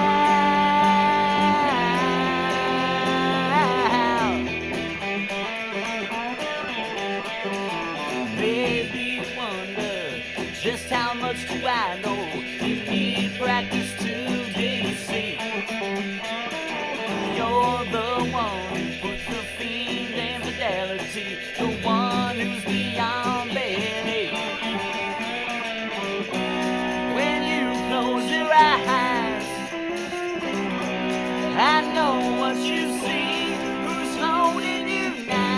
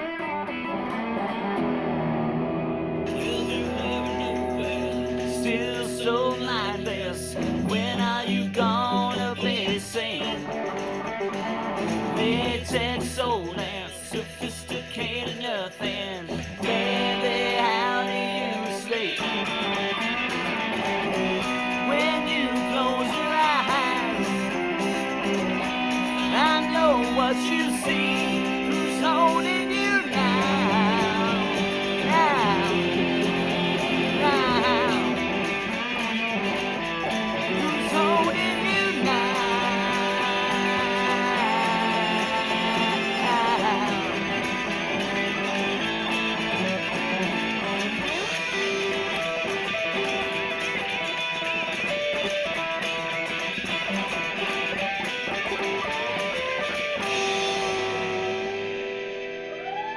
So, just so you know, Dave Garcia called us immediately that you were doing Who's Holding You Now. All right, so we have 11 people watching, so I'm going to count down. I know Dave Garcia's on. I know John and Laura and Arlington have not given up on us. I know Al and Denise have not given up on us. I think Dave and Liz are still going. So that leaves 6 people. I don't know who they are. So you guys have to let me know. No, Ricky Wilson's. Stop. I know Ricky Wilson's are there. They don't have to tell me. So I know there's 5 people out there. And who those other 5 are. Alright. Can I? you think of something big to do before Jeni or Something big to do. Something big to do? Sure. Let's do something big. Yeah, see, Dave Garcia came on at the last minute, but he is really excited. He's even doing emojis. He's doing clapping emojis. Yeah, I think I got that. Like, Al Denise 1, Laura and Aaron 2, Laura and John 3, Dave 4, David and Liz 5. I know there's at least, yeah. I don't know who else is on here. Probably, All right, prob- David and Liz say you're still going to probably strong. Child Protective Services. Let's see here. You know, seriously, Fern has had so many calories she can last for. Oh, Al's going to bed. There we go. All right. Not Denise. Let's wrap this Not up. Denise. You know, Denise is going to sing all night. Denise, we love you. Okay, let's do a cover really quick, and then we'll wrap it up with Jeni. You got to do a cover for Denise. Let's see here. Let's do this. I want to know who these other 11 people are. Sometime. If you are technically challenged like me, I figured out how to create an identity on YouTube and comment. So if Like I Charles do it, Strickland, you can do it. just like Charles Strickland. Charles Strickland's not good. Okay. His kid is named Rocco though, right? Mm-hmm. It was pretty awesome. Oh. Okay, so this is one of my favorite songs to cover. I actually haven't played it in a long time. Who's the original artist? Tommy Boyce and Bobby Hart. Oh, I don't know who that is. Well, if you're keeping score at home, they were the songwriting team that wrote a lot of the Monkees' biggest hits. Oh my goodness. And Laura went And to then bed. Laura Hollis went to bed. Laura Hollis Yeah. went to bed. Oh my goodness. Yeah. She is on the East Coast, but still. Monkeys. As long as it's not that horrible thing we had to do with Leilani. No, dear. We're not going down rabbit holes like that, okay? All right, here we go. Let's see here.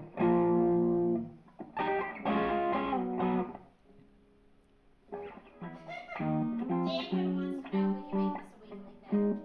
I don't think I've communicated this much with David Gregory and like. See, it's Ever. fun. See? Yeah. Underrated. I miss David. What happened to Morrissey? Come on. What's our next Morrissey concert? I told her that I loved you. She would have stayed till who knows when. But I guess she didn't understand it when she said I wanna be your friend.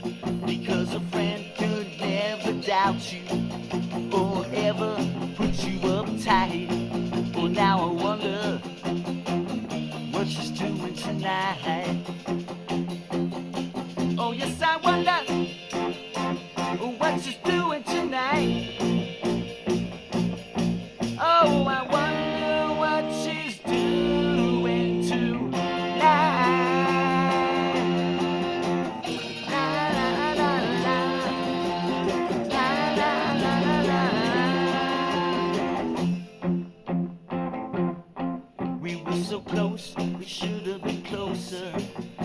and it's making me feel so sad. But I can't remind myself I never did, because you can't lose a friend you never had. Oh, come on now, 'cause a friend could say it's over and go out just for spite. And now I wonder what she's doing tonight. Yes, I wonder what she's doing tonight. Oh, I wonder what she's doing tonight.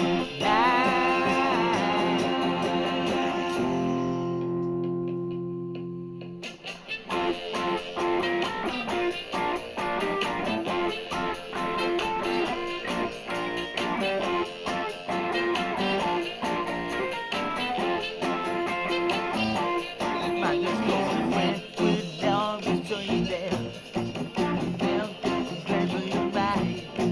And yes, I wonder what she's doing tonight. Oh, yes, I wonder what she's doing tonight. Oh, I wonder what she's doing tonight. Ja la la la la la, ja la la la la la la.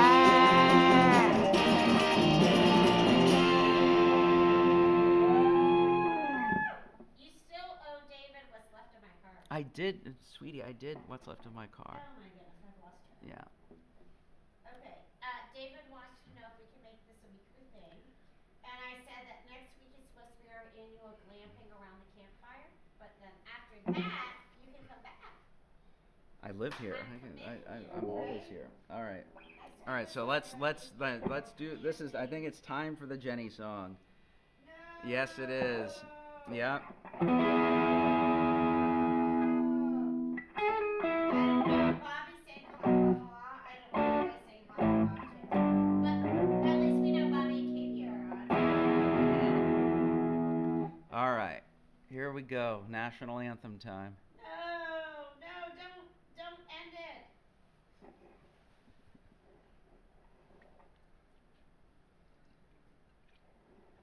Okay. Hey, Uncle Bobby. All right. Can't believe we're doing thank- something with Uncle Bobby without inviting Flynnabye. All right. Well, It's just not fair.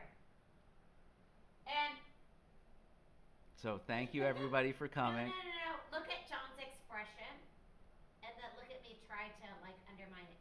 Katie, text me the information for your Oh. backyard lighting designer. Yes.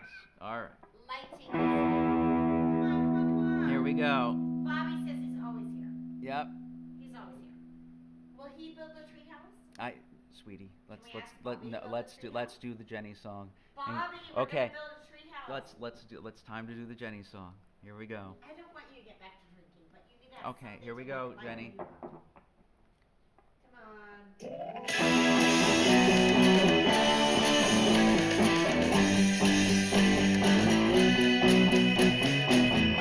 Don't wanna grow no crush on girls in the record stores. Suits, tattoos, posting apathy, they just spread down the board. I want a girl who's in therapy. I want a girl who's great. I love Jeni and I hope that she's waiting for me. Whoa, met her film school the first day. Thought she was a royalty, but my baby's way too smart for that. Someday she'd marry me. I want a girl who's in therapy. I want a girl who's great. I love Jeni and I hope that she's waiting for me. Whoa, my friends told me about a phone number that was on the wall.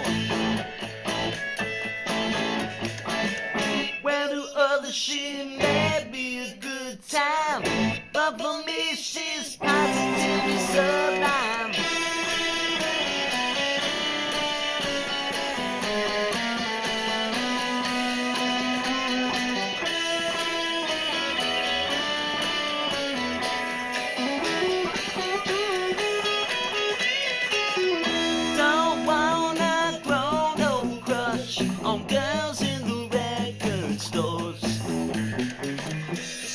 writers posting apathy. We just read time before.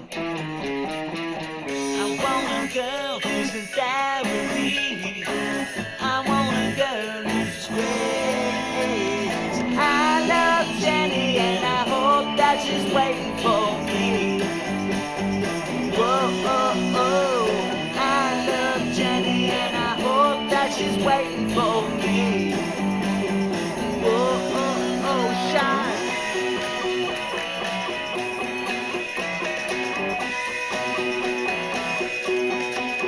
Whoa, whoa, whoa, whoa.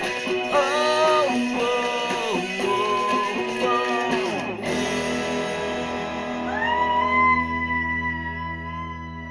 All right, that's it, everyone. Wait a minute. Night. I have to give you the comments. So, Thank you very much. wait. David said that, I'm not sure if I think it was this one, that this was Jay Douglas's favorite of yours. Yes, I think it was Jay's favorite. So, wait, don't go out. Alright, so I know we have Dave Garcia, that's one. I know we have Lauren Aaron, that's Mhm. two. I know that we have, David and Liz, that's three. I know that we have Denise, that's four. Did I say Dave Garcia? You did, dear. Yes. Alright, so that's Okay, four. so I don't know who the who's other at this? people are. We don't need to count. It's just fun. I know. So let's just say goodnight. Bobby. Let's Bobby and Katie are let's here. say goodnight. It's time to say goodnight. Never. Yes, it's time to say goodnight. So thank you very much, Thank everyone, you for coming. celebrating with us. Yes, We love thank you. you, Guys thank you, and so much. it's Can we time take a picture with the cutout. time to end the stream. Take a picture Here with we the go. cutout. Nighty night.